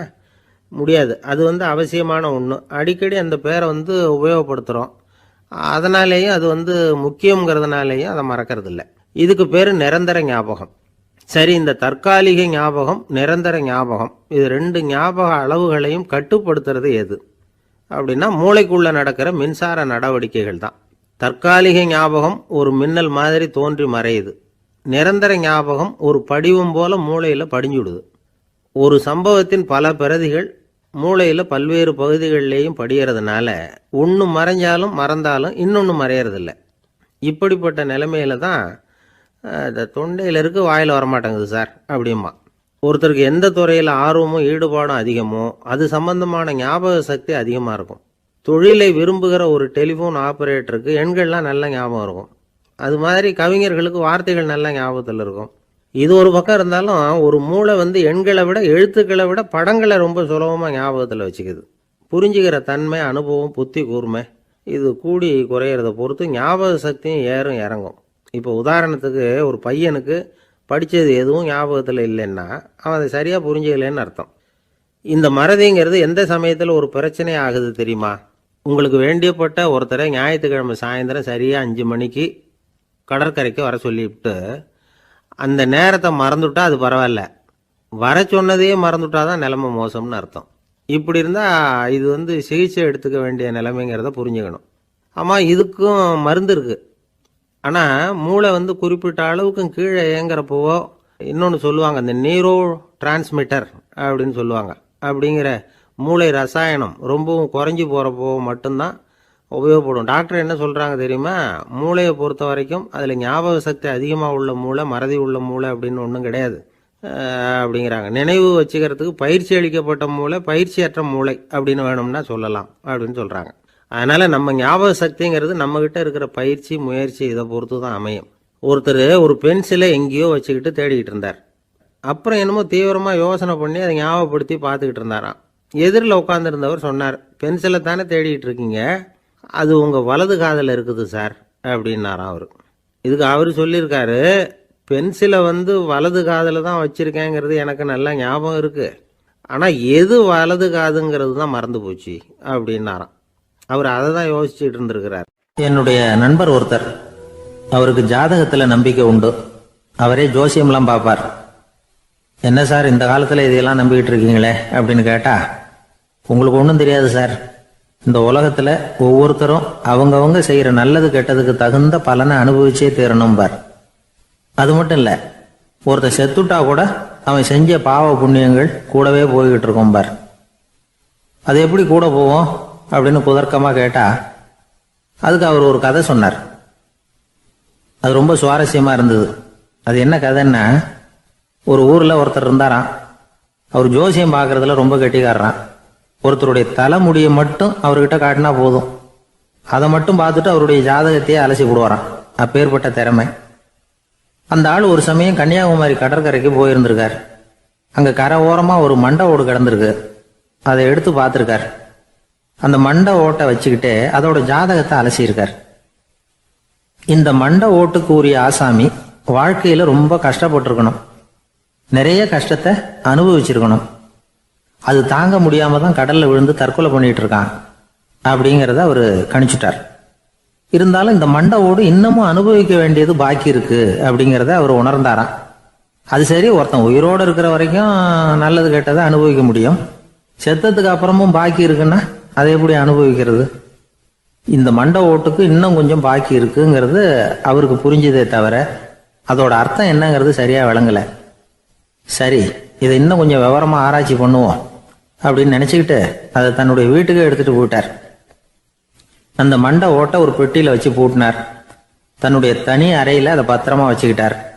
தினமும் ராத்திரி ஆனதும் தன்னுடைய மனைவியை பார்த்து, நீ போய் பூஜை அறையில தனியா படுத்துக்க அப்படின்னு சொல்லிவிட்டு தினம் ராத்திரி 12 மணிக்கு பெட்டியை திறந்து அவர் பார்ப்பார். மண்டை ஓடு அப்படியே இருந்தது தவிர இன்னும் கொஞ்சம் பாக்கி இருக்குங்கிறதுக்கு அர்த்தம் அவருக்கு விளங்கலை. அந்த மண்டை ஓட்டுக்கு இன்னும் என்ன பாக்கி இருக்க போகுது? எப்படியோ ஒரு 10 நாள் போச்சு. அந்த வீட்டம்மாவுக்கு சந்தேகம் வந்துட்டுது. நம்ம வீட்டுக்காரரு நம்மளை தனியா ஏன் தூங்க சொல்றார் அப்படிங்கிற சந்தேகம். உடனே பக்கத்து வீட்டு அம்மா கிட்ட விஷயத்த சொல்லியிருக்கிறாங்க. அந்த அம்மா உடனே, நீ கவலைப்படாத, நான் கண்டுபிடிச்சு சொல்றேன் அப்படின்னு சொல்லிவிட்டாங்களாம். அன்னைக்கு ராத்திரியே ஜன்னல் வழியா எட்டி பார்த்துருக்குறாங்க. இந்த ஆள் மண்டை ஓட்டை கையில வச்சுக்கிட்டு அது திருப்பி திருப்பி பார்த்துக்கிட்டு இருக்கிறான். அதை பார்த்துட்டாங்க. மறுநாள் காலையில அவரோட மனைவியை பார்த்தாங்க. ஏம்மா, உன் வீட்டுக்காரருக்கு நீ முதல் மனைவியா 2வது மனைவியா அப்படின்னு கேட்டாங்களாம். எனக்கு தெரிஞ்ச வரைக்கும் நான் ஒருத்தி தான் அவருடைய மனைவி அப்படின்னாங்களாம் அவங்க. அப்படி இல்லை, நீ அவருக்கு 2வது மனைவி. முதல் மனைவியின் மண்டை ஓட்டை தான் அவர் தினமும் ராத்திரியில் எடுத்து பார்த்துக்கிட்டு இருக்கிறார் அப்படின்னாங்க அடுத்த வீட்டு அம்மா. அப்படியா விஷயம் அப்படின்னு சொல்லிவிட்டு கணவன் வீட்டில் இல்லாத நேரமா பார்த்து அந்த மண்டை ஓட்டை எடுத்து கொண்டாந்து ஒரு உரல்ல போட்டு உலக்கையால குத்தி நொறுக்க ஆரம்பிச்சுட்டாங்க. வெளியில் போயிருந்த அந்த ஆள் அப்போ தான் உள்ளே நுழைஞ்சார். மண்டை ஓடு உலக்கைக்கிட்ட குத்து வாங்கிக்கிட்டு இருக்கு. அது அனுபவிக்க வேண்டியது இன்னும் கொஞ்சம் பாக்கி இருக்குங்கிறதுக்கு அர்த்தம் எனக்கு இப்போ தான் புரிஞ்சுது அப்படின்னாராம் அவர். இந்த கதையிலேருந்து நாம் இன்னொரு நீதியையும் புரிஞ்சுக்கணும். அதாவது நம்ம வீட்டை பற்றி நமக்கு புரியாததெல்லாம் அடுத்த வீட்டுக்கு. ஒரு ஊரில் 4 நண்பர்கள் இருந்தாங்க. 4 பேரும் சோம்பேறிகள். 4 பேருக்கும் எந்த வேலையும் செய்யறதுக்கு உடம்பு வளையறதில்லை. இருந்தாலும் சோம்பேறித்தனத்தில் ஒருத்தருக்கு ஒருத்தர் கொஞ்சம் வித்தியாசம் உண்டு. அதுக்கு தகுந்த மாதிரி அவங்களுக்கு பேர் அமைஞ்சு போச்சு. ஒருத்தன் கால் சோம்பேறி, இன்னொருத்தன் அரை சோம்பேறி, அடுத்தவன் முக்கால் சோம்பேறி, கடைசி ஆளு முழு சோம்பேறி. இவங்க 4 பேரும் நண்பர்கள். அப்புறம் எப்படி காரியம் நடக்கும்? 4 பேரும் ஒரு வீதியில் அப்படியே நடந்து போய்கிட்டு இருக்கிறாங்க. நல்ல பசி. எங்கேயாவது சோறு போடுவாங்களா அப்படின்னு பார்த்துக்கிட்டே வந்தாங்க. அவங்க வந்த வழியில் ஒரு ரூபா காசு கிடந்தது தரையில். அவங்க கண்ணில் அது பட்டுது. ஆனாலும் அதை குனிஞ்சு எடுக்கணுமே, அதுக்கு சோம்பேறித்தனம். முழு சோம்பேறி பார்த்தான். பக்கத்தில் வந்துக்கிட்டு இருந்த முக்கால் சோம்பேறிக்கிட்ட சொன்னானா, டேய் அதை கொஞ்சம் குனிஞ்சு எடுறா அப்படின்னானா. அவன் என்ன பண்ணான் தெரியுமா? அதுக்கு அடுத்தபடியாக வந்த அரை சோம்பேறிக்கிட்ட சொன்னானா, டேய் நீ அதை கொஞ்சம் குனிஞ்சு எடுறா அப்படின்னானா. அவன் இவனை விட மோசம். அடுத்தவங்கிட்ட சொல்லியிருக்கிறான். அவனும் குனியறதுக்கு தயாராக இல்லை. ஆக கூடி கடைசியில் யாருமே காசை எடுக்கலை. என்னத்துக்கு அனாவசியமாக உடம்ப வளைச்சிக்கணும் அப்படின்னு எல்லாரும் பேசாமல் வந்துட்டாங்க. அவங்க பாட்டுக்கு நடந்து வந்துக்கிட்டே இருக்கிறாங்க. எதிரில் ஒருத்தன் வாழைப்பழத்தை வண்டியில் வச்சு தள்ளிக்கிட்டே வந்தான். ரூபாய்க்கு 4 பழம்னு கூவி விற்றுக்கிட்டே வர்றான். இப்போ அந்த முழு சோம்பேறி சொன்னானா, டேய் வழியில் கிடந்ததை 1 ரூபா, அதையாவது எடுத்துக்கிட்டு வந்திருந்தா இப்போ இந்த பழத்தை வாங்கி ஆளுக்கு ஒன்று சாப்பிடலாமே அப்படின்னானா. ஆமாம் சாப்பிட்ருக்கலாமே அப்படின்னாங்களாம் மற்றவங்களும். ஆனாலும் திரும்பி போய் அதை எடுக்கணும்னு யாருக்கும் தோணலை. பேசாமல் சோர்ந்து போய் நடந்து வந்தாங்களாம். இருட்டி போச்சு. வழியில் ஒரு கோவில். சரி இங்கேயே படுத்து தூங்குவோம் அப்படின்னா ஒருத்தன். அதுதான் சரின்னாங்க மற்றவங்களும். அப்படியே மண்டபத்தில் படுத்துட்டாங்க. கோவில் அர்ச்சகர் வேலையெல்லாம் முடிச்சு விட்டு வெளியில் வந்திருக்காரு. இவங்கள பார்த்தாராம். ஏன் இப்படி சோர்ந்து போய் கிடக்குறீங்க அப்படின்னு விசாரிச்சிருக்காரு. 2 நாளாச்சுங்க நாங்கள் சாப்பிட்டு அப்படின்னாங்களாம். அவர் உடனே ஐயோ பாவம் அப்படின்னு சொல்லி பானை, விறகு, அரிசி, தண்ணி எல்லாம் கொடுத்து நீங்களே சமையல் பண்ணி சாப்பிட்டுக்குங்க அப்படின்னு சொல்லிவிட்டு போயிட்டார். இந்த 4 பேருக்கும் சமையல் பண்ணி சாப்பிட்ணும்னு ஆசையாக தான் இருந்தது. ஆனால் அடுப்பு பற்ற வைக்கணுமே, அதுக்கு தீப்பெட்டி வேணுமே. தீப்பெட்டி இல்லை. இப்போ முழு சோம்பேறி ஆரம்பித்தான். அடுத்தவனை பார்த்து, டேய் கடைக்கு போய் ஒரு தீப்பெட்டி வாங்கிட்டு வாயேன் அப்படின்னு நானா. அவன் வழக்கம் போல் அடுத்தவங்ககிட்ட சொல்லியிருக்கான். அவன் அதுக்கு அடுத்தவங்ககிட்ட சொல்லியிருக்கிறான். கடைசியாக கால் சோம்பேறிக்கிட்ட வந்து சேர்ந்தது. அவனும் அது நம்மால் முடியாது அப்படின்னு பேசாமல் இருந்துட்டான். இப்போ தீப்பெட்டி வேணுமே, அதுக்கு என்ன பண்ணுறது? அவங்களுக்குள்ளே பேசி ஒரு முடிவுக்கு வந்தாங்களாம். அதாவது யார் முதல்ல வாயை திறந்து பேசுகிறாங்களோ அவங்க தான் தீப்பெட்டி வாங்கிறதுக்கு போகணும் அப்படின்னு. அவ்வளவுதான். உடனே 4 பேரும் வாயை கெட்டியாக மூடிக்கிட்டு படுத்துக்கிட்டாங்க. அவங்க சமையல் பண்ணி சாப்பிட்டாங்களா என்ன அப்படிங்கிறது அர்ச்சகருக்கு தெரியல. சரி பார்த்துட்டு வரலாமேன்னு வந்தார். வந்து பார்க்குறாரு, இவங்க 4 பேரும் அசையாமல் படுத்து கிடக்குறாங்க. அர்ச்சகர் பயந்துட்டார். ஒருவேளை பசி தாங்காமல் செத்து போட்டாங்களோ அப்படிங்கிற பயம், அல்லது நாம் கொடுத்த உணவுப் பொருளில் ஏதாவது விஷம் கலந்துருக்குமோ அப்படின்னும் பயந்தார். அப்படின்னா நம்ம மேலே பழி வந்துருமே அப்படின்னு நினச்சி நடுங்க ஆரம்பிச்சிட்டார். அப்புறம் அவரும் ஒரு முடிவுக்கு வந்தாராம். கோவிலுக்கு பக்கத்துலேயே ஒரு பெரிய குழி இருந்தது. அதில் ஒவ்வொருத்தரையா இழுத்துக்கிட்டு போய் போட்டார். கொஞ்சம் மண்ணை தள்ளினார். காலால் மிதிச்சார். அவர் மிதித்த மிதி ஒருத்தன் அடி வயத்தில் போட்டுவிட்டுது. அவன் உடனே வலி தாங்காமல் ஐயோ அம்மான்னு அலறினான். உடனே நடந்தது என்ன தெரியுமா? மற்ற 3 பேரும் துள்ளி எழுந்திரிச்சாங்களாம். அவனை பார்த்து நீ தாண்டா தீப்பெட்டி வாங்க போகணும், நீ தாண்டா வாங்க போகணும், நீ தான் சத்தம் போட்ட அப்படின்னு சொல்லி ஆரம்பிச்சிட்டாங்களாம். அர்ச்சகர் பார்த்தார். இது பேய் மாதிரி தெரியுதுன்னு நினச்சிக்கிட்டு ஒரே ஓட்டமாக ஓடி போட்டாரான். கிராமப்புறங்களில் இப்படி ஒரு கதையை சொல்கிறது உண்டு. சோம்பல்ங்கிறது நம்ம முன்னேற்றத்துக்கு பெரிய தடை அப்படிங்கிறத நாம் புரிஞ்சுக்கணும். அதுதான் இந்த கதை சொல்கிற நீதி. ஒரு பள்ளிக்கூடத்தில் ஒரு புதுமையான போட்டி நடந்துதான். அதாவது சோம்பேறித்தனத்துக்கு பரிசு. அதில் 2வது பரிசு யாருக்குன்னு அறிவிச்சாங்க. ஒரு பையன் எழுந்திரிச்சு மெதுவாக நடந்து போய் பரிசை வாங்கிட்டான். அடுத்தது முதல் பரிசு யாருக்கு அப்படின்னு அறிவிச்சாங்களாம். அவன் கடைசி வரிசையிலேருந்து கத்தனானா, ஐயா அதையும் அந்த பையன் மூலமாகவே கொடுத்து அனுப்பி வச்சுருங்க, இங்கே வந்தது நான் வாங்கிக்கிறேன் அப்படின்னு நானா. ஒரு ஏரி ஓரமாக 2 பசங்க நடந்து போய்கிட்டு இருக்கிறாங்க. அதில் ஒருத்தன் பணக்கார வீட்டு பையன், இன்னொருத்தன் ஏழை. இவங்க 2 பேரும் போய்கிட்டு இருக்கிறாங்க. வழியில் ஒரு இடத்துல ஒரு ஜோடி செருப்பு இவங்க கண்ணில் படுது.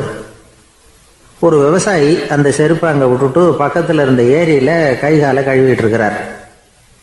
உடனே அந்த பணக்கார பையனுக்கு ஒரு ஐடியா. அவன் சொன்னானா, டேய், இப்போ ஒரு வேடிக்கை செய்யலாம்.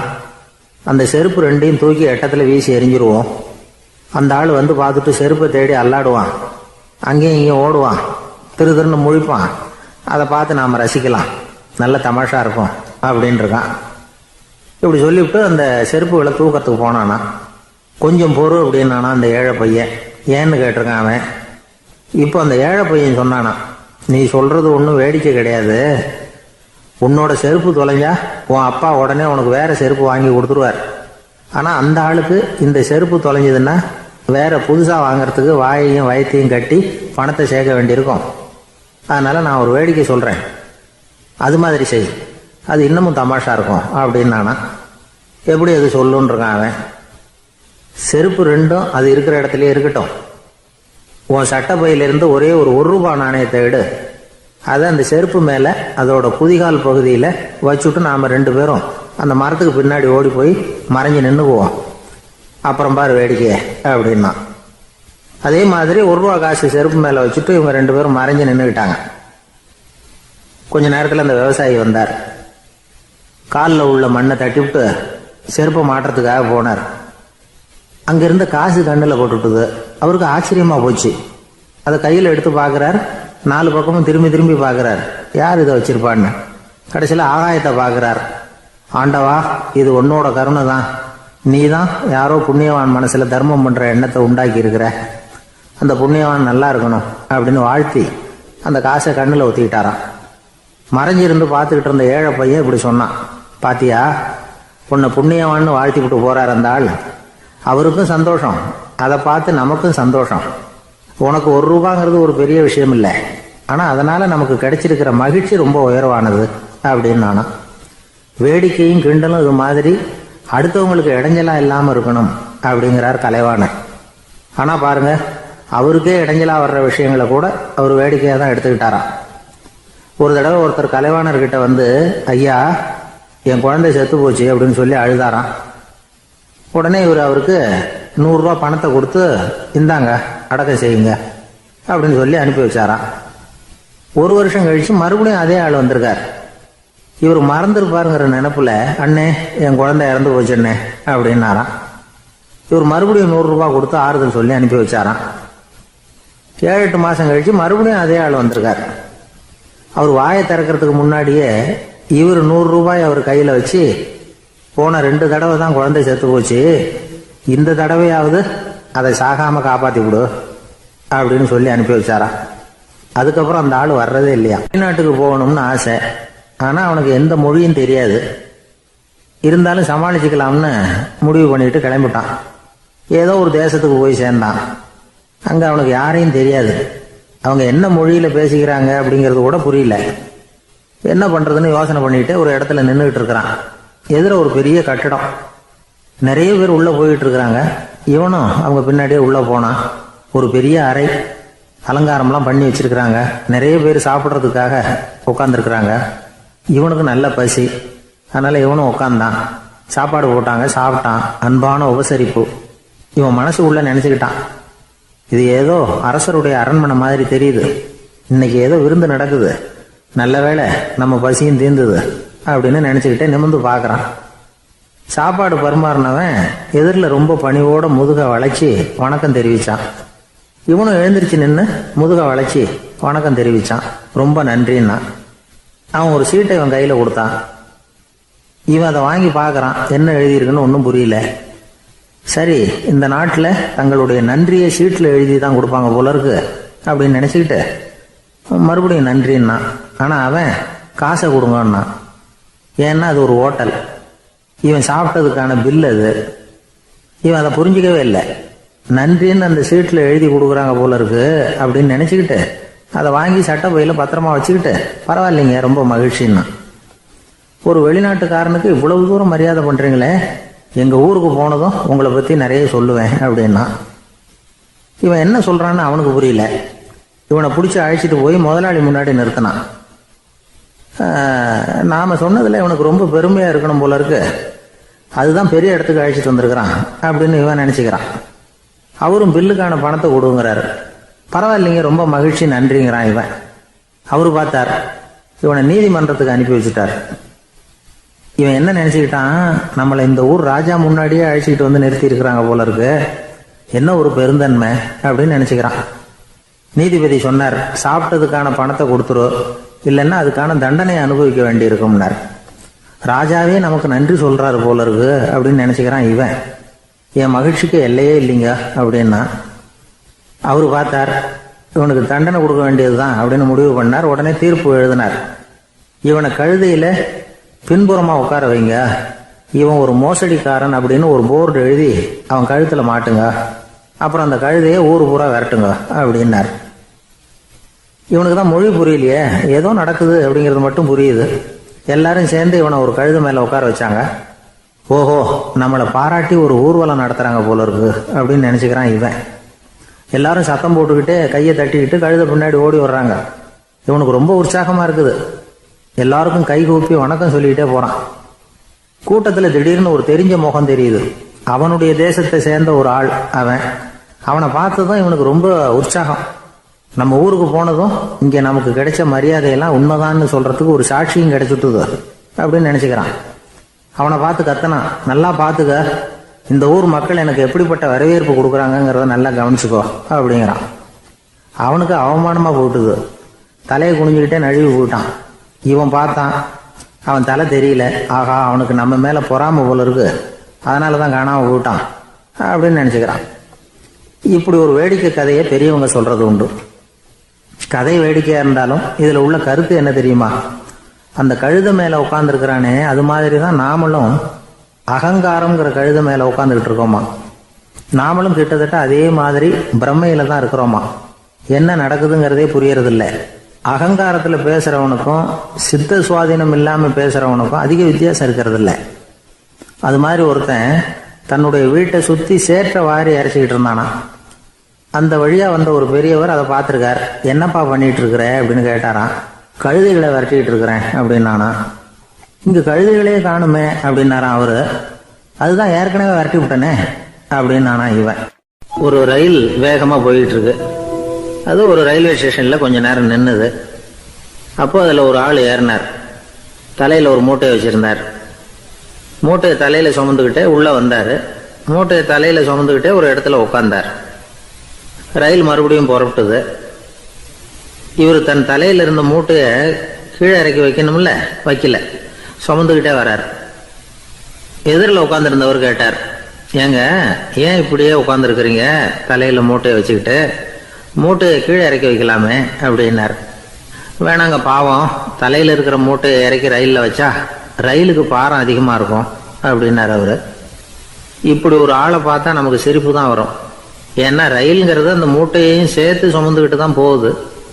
அவன் அந்த மூட்டையை தலையில வச்சிருந்தாலும் ஒண்ணுதான், தரையில வச்சிருந்தாலும் ஒண்ணுதான். அதனால ரயிலுக்கு எந்த மாற்றமும் ஏற்பட போறதில்லை. அதே மாதிரி தான் நம்ம மனமும். இதுவும் ஒரு தேவையில்லாத சுமை, அனாவசியமா சுமந்துக்கிட்டு இருக்கிறோம். இதை கீழே இறக்கி வச்சுட்டா வாழ்க்கை பிரயாணம் சுகமா இருக்கும். ரயில் பிரயாணம் பண்ற அந்த ஆள் மூட்டையை சுமக்கிறான், வாழ்க்கை பிரயாணம் பண்ற நாம மனசை சுமக்கிறோம். இது ரெண்டுக்கும் எந்த வித்தியாசமும் இல்லை. மனசை கீழே இறக்கி வச்சுட்டா பாரம் இல்லாமல் வாழலாம், பறவைகள் மாதிரி பறக்கலாம், குழந்தைகள் மாதிரி கள்ளங்கபடம் இல்லாம வாழலாம். இந்த வெளி உலகத்துல நாம நிலை பெற்று இருக்கணும், வேரூன்றி இருக்கணும். அதே சமயம் நம்முடைய உள் வெளியில ஆன்மீக வாழ்க்கையில பாரம் இல்லாம இருக்கணும். அப்போ பறக்கணும், நதியை போல ஓடணும், மிதக்கணும். பயணம் சுகமா இருக்கும், களைப்பு தெரியாது, கவலை தெரியாது. ஒரு சீடன் போதி தர்மரை நாடி வந்தான். குருவே, நீங்கள் என்ன வெறுமையாக இருக்க சொன்னீங்க, நான் இப்போ மறுபடியும் வெறுமையானவன் ஆகிட்டேன், அதனால இப்போ என்ன செய்ய சொல்றீங்க என்ன அப்படின்னு சொல்லி நின்னான்.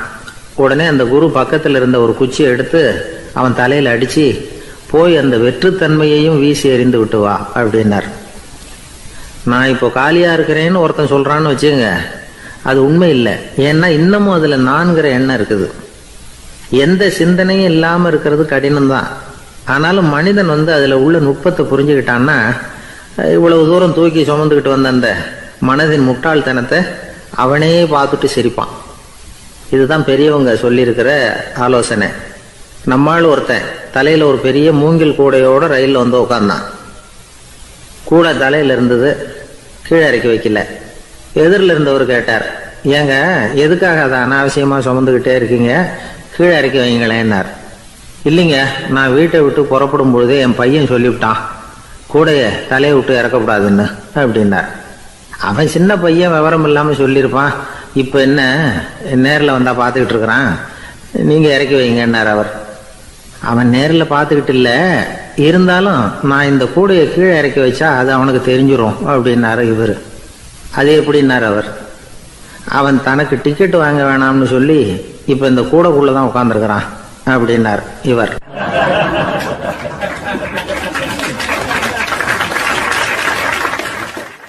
ஜப்பானில் உள்ள ஒரு புத்த விகாரை, அங்கே ஒரு வயசான பௌத்த குரு தங்கியிருக்கிறார். ஒரு நாள் ராத்திரி கடுமையான குளிர், அவரால் தாங்க முடியல. பார்த்தார், மரத்தில் செஞ்ச புத்த சிற்பங்கள் அங்கே நிறைய இருந்தது. அதில் ஒன்றை எடுத்து அதுக்கு தீ மூட்டி அந்த நெருப்பில் குளிர் காஞ்சிக்கிட்டு இருக்கிறார். மர சிற்பம் தீ வச்சதும் படபடன்னு வெடிக்க ஆரம்பிச்சுட்டுது. அந்த சத்தத்தை கேட்டதும் அந்த புத்த விகாரையின் குருக்கள் வெளியில் ஓடி வந்தார். இவர் ஆனந்தமாக குளிர் காஞ்சிக்கிட்டு இருக்கிறார். அவரால் பொறுத்துக்க முடியல. தெருவில் திரிஞ்சுக்கிட்டு இருந்த அந்த பெரியவரை இங்கே தங்க அனுமதித்ததே அவர் தான். இவர் இப்படி பண்ணுறாருன்னு நினச்சிக்கிட்டே அவரை கோபமாக பார்த்தார். ஏன் இப்படி கோபமாக பார்க்குறீங்க, இப்படி வந்து உட்காருங்க அப்படிங்கிறாரு இவர். அவருக்கு இன்னமும் கோபம் வந்துட்டுது. எங்கள் கடவுளை வந்து எரிச்சுட்டீங்களே அப்படின்னு சத்தம் போட்டாராம்.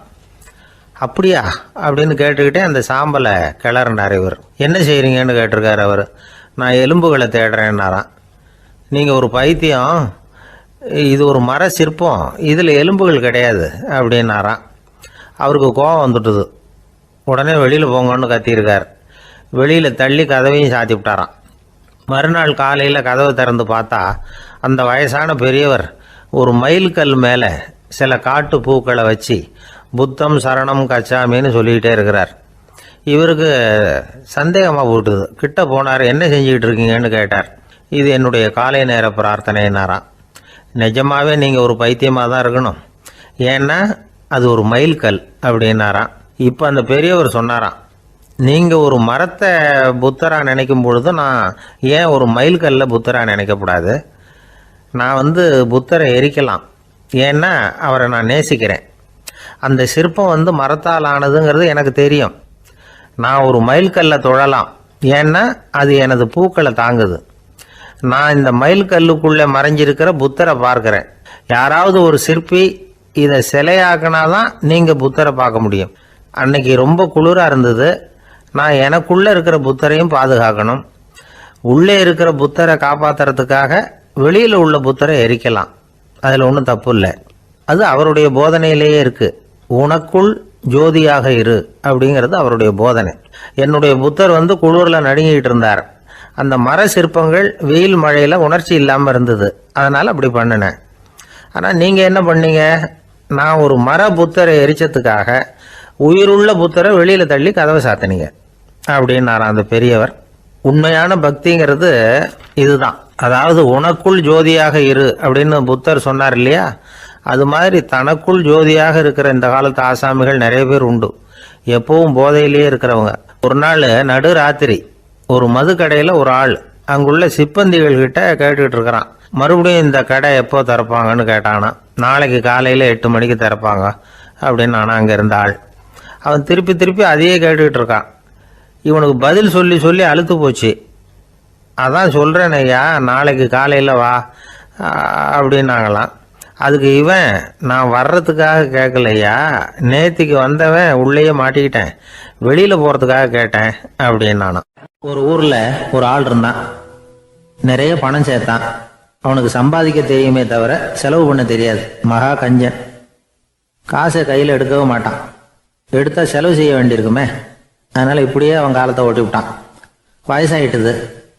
அவனுடைய மனைவி ஒரு நாள் கேட்டாங்க, இவ்வளவு நாளா நீங்கள் என்னை எங்கேயுமே அழைச்சிட்டு போனதில்லை, இப்போவாவது அழைச்சிட்டு போகக்கூடாதா அப்படின்னாங்க. எங்கே போகணும் சொல்லுன்னா. காசிக்கு போகணும், கங்கையில் குளிக்கணும்னாங்க. இவன் பார்த்தான், இதுக்கு ஏன் அவ்வளோ தூரம் செலவு பண்ணிட்டு போகணும்? நம்ம ஊர் ஆற்றுலேயே குளிக்கலாமே, இதுவும் புண்ணிய நதி தான், இங்கே குளிச்சா அங்கே குளிச்ச பலன் கிடைச்சிரும் அப்படின்னா. சரின்னு 2 பேரும் ஆத்தங்கரைக்கு போனாங்க. அன்னைக்கு ஏதோ விசேஷம், நிறைய கூட்டம், நிறைய பேர் குளிச்சுக்கிட்டு இருக்கிறாங்க. கரையில் சில புரோகிதர்கள் நின்றுக்கிட்டு இருக்கிறாங்க. குளிக்கிறதுக்கு முந்தி அவங்க கிட்ட உட்காந்தா ஏதோ மந்திரம்லாம் சொல்லுவாங்க, கொஞ்சம் காசு கொடுக்க வேண்டியிருக்கும். அதனால இவன் என்ன பண்ணான், ஆத்தங்கரையிலேயே கொஞ்சம் தூரம் போனான். ஊரை விட்டு தள்ளி வந்துட்டான், அங்கே யாருமே இல்லை. அப்பாடான்னு சந்தோஷப்பட்டான், குளிக்கலாம்னு புறப்பட்டான். இந்த நேரம் கடவுள் பார்த்தார், இந்த கஞ்சனுக்கு ஏதாவது புத்தி போகட்டணும் அப்படின்னு நினைச்சார். உடனே ஒரு புரோகிதர் மாதிரி உருவத்தை மாத்திக்கிட்டு அந்த ஆள் முன்னாடி வந்து நின்னார். அவனுக்கு அதிர்ச்சி, இங்க யாருமே இருக்க மாட்டாங்கன்னு நினைச்சா இங்கேயுமே ஒரு ஆள் வந்துட்டாரு, என்ன பண்றதுன்னு யோசனை பண்ணான். புரோகிதர் உருவத்தில் இருந்த கடவுள் சொன்னார், இதை பாருங்க, இன்னைக்கு விசேஷ நாள், நீராடுறதுக்கு முன்னாடி சுயகல்பம் பண்ணிக்கிறது ரொம்ப நல்லது அப்படின்னார். என்கிட்ட பணம் எதுவும் இல்லையேன்னா. பரவாயில்ல, அப்புறமா கொடுங்க, வாங்கிக்கிறேன். ஆனால் ஒன்று, எவ்வளவு கொடுப்பீங்கிறத மட்டும் இப்போவே சொல்லி கொடுங்க அப்படின்னார். இவன் ரொம்ப யோசனை பண்ணான். ஒரு 10 பைசா தரேன் அப்படின்னா. சரின்னு ஒத்துக்கிட்டு எல்லா கிரியைகளையும் அவர் செஞ்சார். அதுக்கப்புறம் கணவனும் மனைவியும் ஆற்றுல குளிச்சாங்க. அவர் போயிட்டார். கொஞ்ச நாள் கழிச்சு அவன் வீட்டுக்கு வந்தார் கடனை வசூல் பண்ணுறதுக்கு. வாசலில் நின்றுக்கிட்டு இருந்த அவன் மனைவி இவரை பார்த்ததும் தயங்க ஆரம்பித்தாங்க. அந்த அம்மா கிட்ட விஷயத்த சொன்னார். அந்த அம்மா ஓடி போய் உள்ளே இருக்கிற தன்னுடைய கணவர்கிட்ட சொன்னாங்க. அவன் யோசனை பண்ணான், இப்போ வெளியில் போனால் அவனுக்கு 10 காசு கொடுக்க வேண்டியிருக்கும், அதனால் எனக்கு காய்ச்சல்னு அந்த ஆளுகிட்ட சொல்லிவிடு, இன்னொரு சந்தர்ப்பத்தில் என்னை வந்து பார்க்க சொல்லு அப்படின்னா. அந்த அம்மா போய் சொன்னாங்க. அப்படிங்களா, அப்படின்னா அவரை நான் உடனே போய் பார்க்கணுமே அப்படின்னு உள்ளே நுழைய ஆரம்பித்தார். அவங்க மறுபடியும் இருங்க தான் வரேன்னு சொல்லிவிட்டு உள்ள ஓடி விஷயத்த சொன்னாங்க. இது எதுடா வம்பா போச்சு அப்படின்னு பார்த்தான். மனைவியை கிட்டத்தில் கூப்பிட்டான். இதோ பாரு, ஜன்னி கண்டு நான் இறந்து போயிட்டதா சொல்லிவிடு அப்படின்னா சொன்னாங்க. புரோகிதர் பார்த்தார். அப்படின்னா ஒரு வழியா இருந்து அவருடைய இறுதி சடங்குகளை நானே முடிச்சுட்டு போயிடுறேன் அப்படின்னார். உள்ள இருந்தவன் யோசனை பண்ணான், அந்த ஆள் என்னை விடமாட்டான் போல இருக்கு, அதனால ஒரு சவப்பெட்டியில் என்னை வச்சு தூக்கிக்கிட்டு மயானத்துக்கு போங்க, பார்த்துக்கலாம் அப்படின்னா. புரோகிதரும் விடுற மாதிரி இல்லை, கூடவே நடந்து போயிட்டு இருக்கிறார். அங்கே இறக்கி சடங்குகளை முடிச்சுட்டு தீ வைக்கிற நேரம் பொட்டிக்குள்ள இருந்த நம்ம ஆள் அலறி அடிச்சுட்டு வெளியில ஓடி வந்தான். புரோகிதர் உருவத்தில் இருந்த கடவுள் சிரிச்சார், தன்னுடைய சுய உருவத்தை காட்டினார். அதுக்கப்புறம் அவனை கூப்பிட்டு, இதை பாருப்பா, ஏன் இப்படி அல்லாடுற, ஏதாவது வர வேணும்னா கேள் தரேன் அப்படின்னார். அவன் யோசனை பண்ணான். பகவானே, ஒரே ஒரு வரம் தான் உங்ககிட்ட கேட்கணும்னா. என்ன வேணும் கேளுன்னார். அந்த 10 பைசா தட்சணையை தள்ளுபடி பண்ணா போதும் அப்படின்னா. கடவுளும் சரின்னு சொல்லிட்டு போயிட்டார். இப்படி ஒரு கதையை சுவாமி சிவானந்தர் சொல்லியிருக்கிறார். செல்வந்தர்கள் பல பேர் இப்படித்தான் இருக்கிறாங்க. தாங்களும் அனுபவிக்க மாட்டாங்க, அடுத்தவங்களுக்கும் கொடுக்க மாட்டாங்க. இது மாதிரியான கஞ்சர்களுக்கு இந்த உலகம் இல்லை, அந்த உலகம் இல்லைங்கிறார் அவர். இந்த கதையில கடவுள் கடன் வசூலுக்கு வந்தது மாதிரி நம்ம ஊர் ஆள் ஒருத்தன் இன்னொருத்தர்கிட்ட 10 பைசா கடன் கொடுத்துட்டான். திருப்பி வாங்கறதுக்கு நடையா நடக்கிறான். கடைசியா கேட்டான், நீ எப்பதான் கடனை திருப்பி தரப்போற, அதை முடிவா சொல்லுன்னா. வர்ற வியாழக்கிழமை கண்டிப்பா கொடுத்துருவேன் அப்படின்னானா அவன். அன்னைக்கு நான் ஊர்ல இருக்க மாட்டேனே அப்படின்னானா இவன். அதனால என்ன, நானும் தான் அன்னைக்கு ஊர்ல இருக்க மாட்டேன் அப்படின்னானா. ராமகிருஷ்ணர் வாழ்ந்த காலத்துல நடந்த ஒரு நிகழ்ச்சி இது. அப்போ ஒரு ஓவியர் இருந்தாராம். அவருக்கு ஒரு ஆசை, ராமகிருஷ்ணர் படத்தை வரையணும், அதை அவர்கிட்டயே கொண்டுட்டு போய் காட்டி அபிப்பிராயம் கேட்கணும். இதுதான் அந்த ஓவியரின் ஆசை. உடனே ராமகிருஷ்ணர் படத்தை வரைஞ்சி முடித்தார்.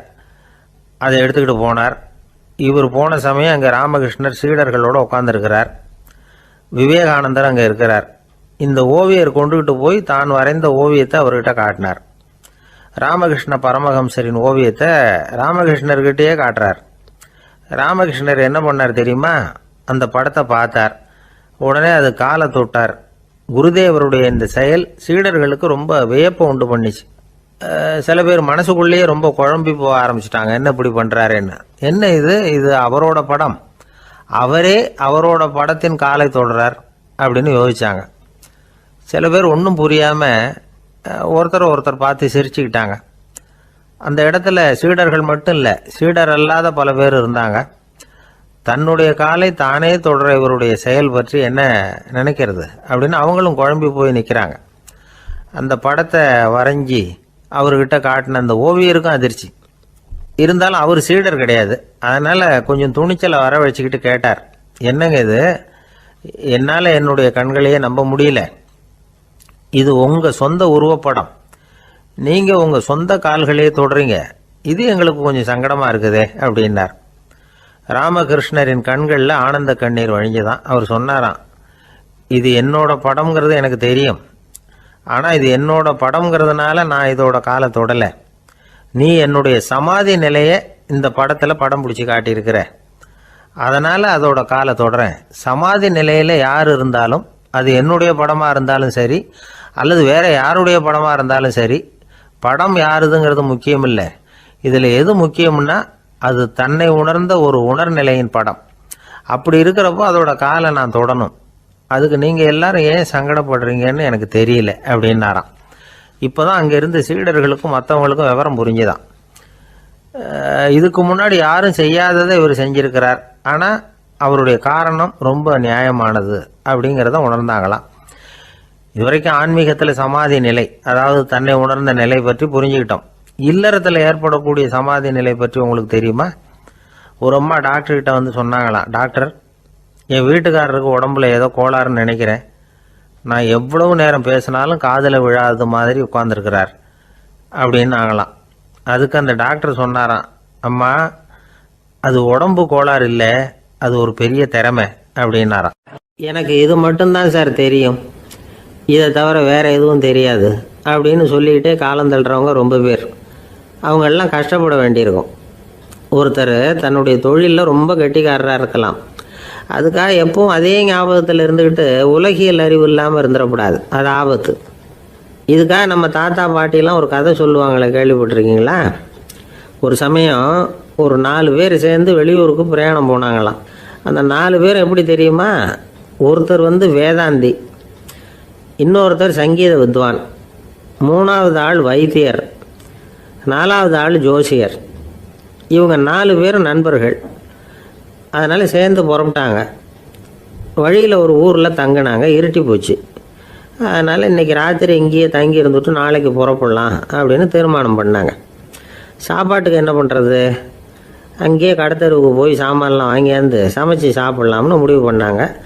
4 பேர் இருக்கிறதுனால ஆளுக்கு ஒரு காரியமாக செய்யலாம் அப்படின்னு வேலையை பிரிச்சுக்கிட்டாங்க.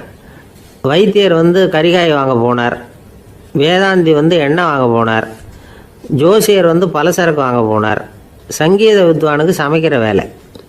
எல்லாம் சரி, ஆனால் நடந்தது என்ன தெரியுமா? கடைத்தெருவுக்கு காய்கறி வாங்க போனார்ல வைத்தியர், அங்கே போய் மார்க்கெட்டில் பார்த்தார், ஒவ்வொரு கறிகாயாக எடுத்து பார்த்தார். இது பித்தம், உடம்புக்கு ஒத்துக்காது, இது வாயு, உடம்பு ஒத்துக்காது அப்படின்னு ஒவ்வொன்றா தள்ளினார். கடைசியில் ஒன்றுமே தேரல, வெறுங்கையோடு திரும்பி வந்துக்கிட்டு இருக்கிறார். எண்ணெய் வாங்க போனார் வேதாந்தி, அவர் ஒரு தொன்னையில் எண்ணெயை வாங்கினார். பேசாமல் அதை எடுத்துகிட்டு வர வேண்டியது தானே, முடியல. அவருடைய வேதாந்த மூளை சிந்திக்க ஆரம்பிச்சுட்டுது, இந்த தொன்னைக்கு எண்ணெய் ஆதாரமா அல்லது எண்ணெய்க்கு தொன்னை ஆதாரமா அப்படிங்கிற ஆராய்ச்சியில் இறங்கினார். என்னாச்சு தெரியுமா? அப்படி கவுத்து பார்த்தார். வாங்கின எண்ணெய் பூராவையும் வழியில் கொட்டிவிட்டு வெறும் தொண்டையோடு வந்து சேர்ந்தார். பலசரக்கு வாங்க போனார் ஜோசியர், அவர் ஒரு வழியில் பார்த்தாரு. வழியில் வந்தவங்களெல்லாம் அங்கங்கே ஒரு மரத்தடியில் உட்கார வச்சு அவங்களுக்கெல்லாம் ஆர்வம் சொல்ல ஆரம்பிச்சிட்டார். அப்படி ஒவ்வொருத்தராக சொல்லி முடிச்சுட்டு கடத்தருக்கு போய் சேர்ந்தார். இவர் அங்கே போய் சேர்றதுக்குள்ளே ரொம்ப நேரம் ஆகிட்டுது. கடையெல்லாம் பூட்டி விட்டு போயிட்டாங்க. என்ன செய்கிறது? அவரும் வெறுங்கையோடு திரும்பி வந்து சேர்ந்தார். சரி, இவங்க கதை தான் இப்படி ஆச்சு.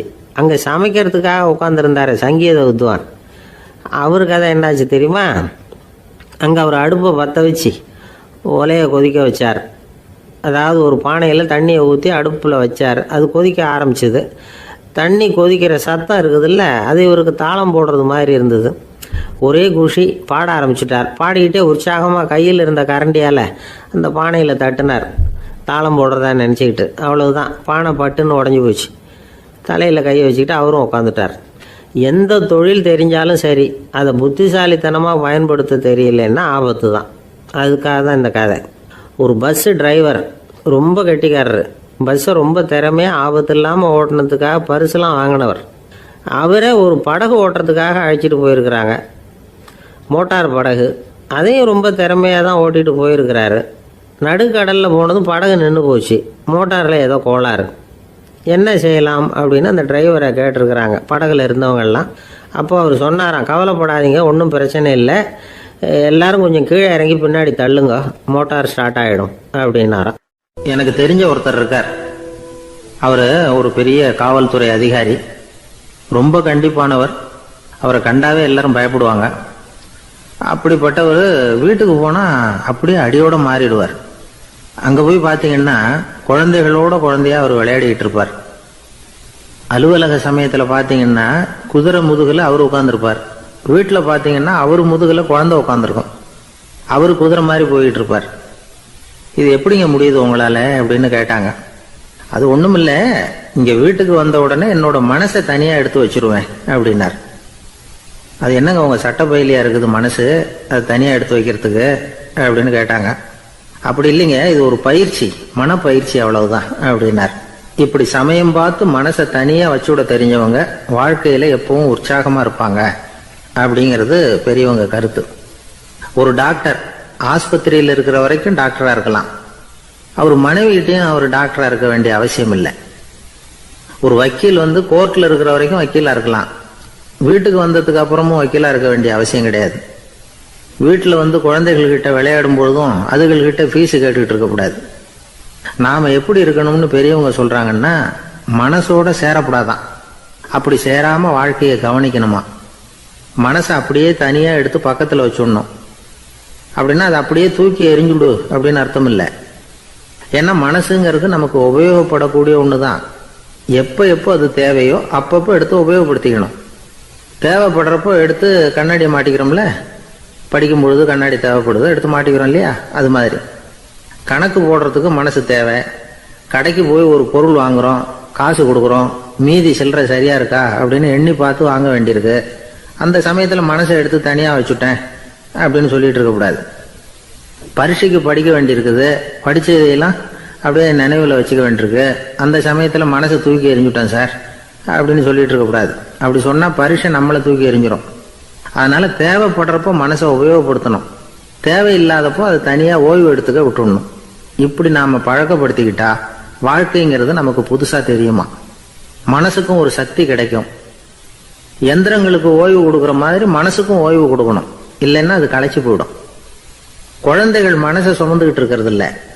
இது முதியவர்கள் குழந்தைகள்கிட்ட இருந்து கற்றுக்க வேண்டிய ஒரு பாடம். ஆனாலும் இந்த கால குழந்தைகள்கிட்ட ரொம்ப எச்சரிக்கையாக இருக்க வேண்டியிருக்கு. ஒரு தாத்தாவும் பேரனும் விளையாடிக்கிட்டு இருக்கிறாங்க. தாத்தா, எனக்கு சைக்கிள் ஓட்ட கற்றுக் கொடு அப்படிங்கிறான் பேரன்.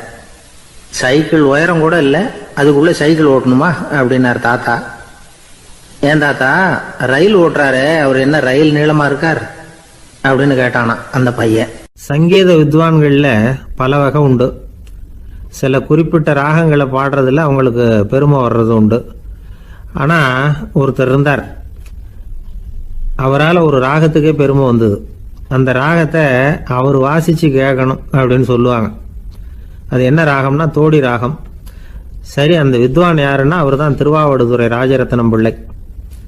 பேராசிரியர் கல்கி ஒரு சமயம் தம்முடைய பத்திரிகையில் எழுதினாராம். அதை அப்படியே படிக்கிறேன் கேளுங்களேன். ஆகா, ஸ்ரீ ராஜரத்னம் பிள்ளையின் தோடி ஆலாபனையை முதலில் கேட்டபோது அவருடைய கற்பனையை விட்டு தள்ளுங்கள். நம்முடைய மனதில் என்னென்ன இன்பமயமான கற்பனைகள் எல்லாம் உதித்தன. குழந்தை தாயிடம் கொஞ்சம் குரலை கேட்டோம், அன்னை குழந்தையிடம் கொஞ்சம் குரலை கேட்டோம், ரதியும் மன்மதனும் பேசிக்கொண்ட காதல் மொழிகளை கேட்டோம், முருகன் சிவபெருமான் செவிகுளிர மொழிந்த உபதேசத்தை கேட்டோம், கலைமகள் கவிஞனுக்கு அருளிய ஆசி மொழிகளை கேட்டோம், நாரத முனிவருடைய தம்பூரா சுருதியை கேட்டோம், ராவணன் தன் எலும்பை ஒடித்து வீணையாகச் செய்து வாசித்த கானத்தை கேட்டோம், கானப்பறவைகளின் கலகல ஒலியை கேட்டோம், கோல குயில்களின் குரல் இனிமையை கேட்டோம். இப்படிலாம் பேராசிரியர் கல்கி விமர்சனம் எழுதியிருக்கிறார். திருவாவடுதுறை ராஜரத்னம் பிள்ளை அவர்களுடைய வாசிப்பை கேட்டுட்டு டி.என். ராஜரத்னம் பிள்ளை இறந்து போனார். அப்போ கவிஞர் கண்ணதாசன் எழுதினார், செவியனில் ஓடி எங்கள் சிந்தையில் ஓடி இந்த புவியெல்லாம் ஓடி நின்பார் பொங்கிய தோடி வேறெங்கு எவரிடம் போகும் ஐய இனி அதை காப்பார் யாவர் அவிந்தனின் சடலத்தோடே அவிந்தது தோடிதானும் அப்படின்னு எழுதினாராம். அந்த அளவுக்கு அவருடைய தோடியை ரசித்தவர்கள் உண்டு. அதே மாதிரி தோடின்னா என்னன்னு தெரியாமலே அவரை ரசித்தவங்களும் அந்த காலத்தில் உண்டு. அதாவது ஒரு பெரிய சபையில் இவர் வாசிச்சுக்கிட்டு இருக்கிறார். பாதியில் ஒரு பெரிய மனுஷன் உள்ளே வந்தார். அவர் உடம்புல பட்டு வேஷ்டி, ஜருகை, அங்கவஸ்திரம், வாயில் வெத்தலை, வாசனை புகையில, காதில் வைரக்கடுக்கன், கழுத்தில் தங்க சங்கிலி, கை விரல் பூரா மோதிரம், கையில் ஒரு வெள்ளி வெத்தலை புட்டி, உதவிக்கு 2 பேர் பக்கத்தில். இவ்வளவு பந்தாவோடு வரார் கச்சேரி கேட்கறதுக்கு. இப்படி வந்தவர் முதல் வரிசையில் வந்து உட்கார்ந்தார். வித்வான் வாசித்து முடித்ததும் இவர் அவரை பார்த்து, ஐயா, நீங்கள் தோடி வாசிக்கிறதுல ரொம்ப கெட்டிக்காரர்னு கேள்விப்பட்டிருக்கேன், அதை கேட்கறதுக்காக தான் மெனக்கிட்டு வந்திருக்கிறேன், அதை வாசிங்களேன் அப்படின்னாராம் இந்த பெரியவர். ராஜரத்னம் பிள்ளைக்கு ஒன்றும் புரியல. ஏன்னா இது வரைக்கும் அவர் வாசிச்சுக்கிட்டு இருந்ததே அந்த தோடி ராகத்தை தான். அதை வாசித்து முடித்ததும் அதை வாசிங்களேன்னு இவர் கேட்குறார். அப்படின்னா இவரோட ஞானம் எப்படிப்பட்டது? இவ்வளவும் கேட்டுட்டு இப்படி கேட்குறாரே அப்படின்னு அவர் யோசிச்சிருக்கிறார் ராஜரத்னம் பிள்ளை. உடனே என்ன பண்ணார் தெரியுமா? பக்கத்தில் ரொம்ப சாதுவாக சுருதி போட்டுக்கிட்டு இருந்த ஒரு முதுகில் ஓங்கி ஒரு குத்து விட்டாராம். அவருக்கு ஒன்றும் புரியல, எதுக்கு நம்மளை அடிக்கிறார் இவர், நம்மளை குத்துறாரு வித்வான்னு. அவர் அதிர்ச்சியால் இவர் நிமிர்ந்து பார்த்துருக்கார். அப்போ ராஜரத்னம் பிள்ளை சொன்னாராம், ஏய்யா ஐயா பெரிய மனுஷன், என்னுடைய பரம ரசிகர், தோடி ராகம் கேட்கணுங்கிறதுக்காக இவ்வளவு தூரம் வந்திருக்கிறார், வந்து வரிசையில் உட்காந்துருக்கார். நீ இந்த சமயம் பார்த்து தோடி ராகம் வாசிக்கிற நாதஸ்வரத்தை வீட்டில் வச்சுட்டு வந்துட்டியே, இப்போ ஐயாவுக்காக அந்த ராகத்தை நான் எப்படி வாசிக்கிறது அப்படின்னு சொல்லிவிட்டு மறுபடியும் முதுகில் ஒரு அடி கொடுத்தாராம். அடி வாங்கினவருக்கே சிரிப்பு அடக்க முடியலையா. ஒரு ஊரில் ஒரு ராஜா இருந்தார். அவர் ஒரு நாள் காலையில் அரண்மனையில் மேல் மாடத்தில் வந்து நின்றுக்கிட்டு இருந்தார். அப்போ ஒரு ஆள் வீதியில் ரொம்ப வேகமாக ஓடிக்கிட்டு இருக்கான். அதை ராஜா கவனிச்சார். அவன் மனசில் ஏதோ ஒரு தவிப்பு இருக்குங்கிறத புரிஞ்சுக்கிட்டார். உடனே அரண்மனை சேவகர்களை கூப்பிட்டார். அந்த ஆளை இங்கே அழைச்சிட்டு வாங்க அப்படின்னார். இவங்க ஓடி போய் அந்த ஆளை அழைச்சிட்டு வந்தாங்க. மன்னர் முன்னாடி நிறுத்தினாங்க. மன்னர் அவனை நிமிர்ந்து பார்த்தார். எதுக்காக இவ்வளவு வேகமாக ஓடிக்கிட்டு இருக்கிற அப்படின்னு கேட்டார்.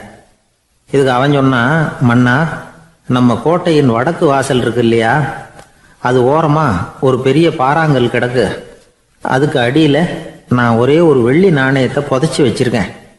அது இப்போ எனக்கு தேவைப்படுது. என்னுடைய மனைவிக்கு ஒரு பரிசு வாங்கி கொடுக்க வேண்டியிருக்கு. அதுக்காக தான் அவசரமாக ஓடிக்கிட்டு இருக்கிறேன் அப்படின்னா. மன்னர் யோசனை பண்ணார். அப்புறம் சொன்னார், அதுக்காகவா இப்படி ஓடுற? பரவாயில்ல, அதை பற்றி கவலைப்படாத. நான் உனக்கு 10 வெள்ளி காசுகள் தர்றேன், வாங்கிட்டு திரும்பி போ அப்படின்னார். இவன் தலையை சொரிஞ்சான். மன்னா, நீங்கள் கொடுக்கறத ரொம்பவும் மகிழ்ச்சியோடு வாங்கிக்கிறேன். இருந்தாலும் அதுக்கப்புறம் அந்த வடக்கு வாசலுக்கு போய் அங்கே இருக்கிற ஒரு நாணயத்தையும் எடுத்துக்கிட்டு போயிடுறேனே அப்படின்னானா. இதை பாருப்பா, அந்த ஒரு நாணயத்தை மறந்துடு, உனக்கு 100 வெள்ளி நாணயங்கள் தரேன் இருக்கார். மன்னா, ரொம்ப மகிழ்ச்சி. உங்கள் மாதிரி தாராள குணம் வேற யாருக்கும் வராது. நீங்கள் கொடுக்குற 100 நாணயங்களையும் வாங்கிக்கிறேன். இருந்தாலும் வடக்கு வாசலுக்கு போய் அதையும் எடுத்துக்கிட்டா 101 ஆயிடுமே அப்படின்னானா. இதை பாருப்பா, அந்த ஒரு நாணயத்தை மறந்துடு, அது எக்கேடாவது கெட்டு போகட்டும். நான் உனக்கு 100 பொற்காசுகள் தரேன், அதையாவது வாங்கிட்டு வந்த வழியிலேயே திரும்பி போடுன்னாராம். தங்க நாணயங்களே தரேன்னு சொல்றீங்க, தாராளமாக வாங்கிக்கிறேன். இருந்தாலும் வடக்கு வாசலுக்கு போய் அப்படின்னு மறுபடியும் ஆரம்பிச்சான். அரசர் வந்து பொறுமை இழந்துட்டார். கடைசியாக ஒரு முடிவுக்கு வந்துட்டார். இதை பாருப்பா, உனக்கு என்னுடைய ராஜ்யத்திலேயே பாதியை கொடுத்துட்றேன், அப்படியாவது திருப்தியாக திரும்பி போ அப்படின்னாராம்.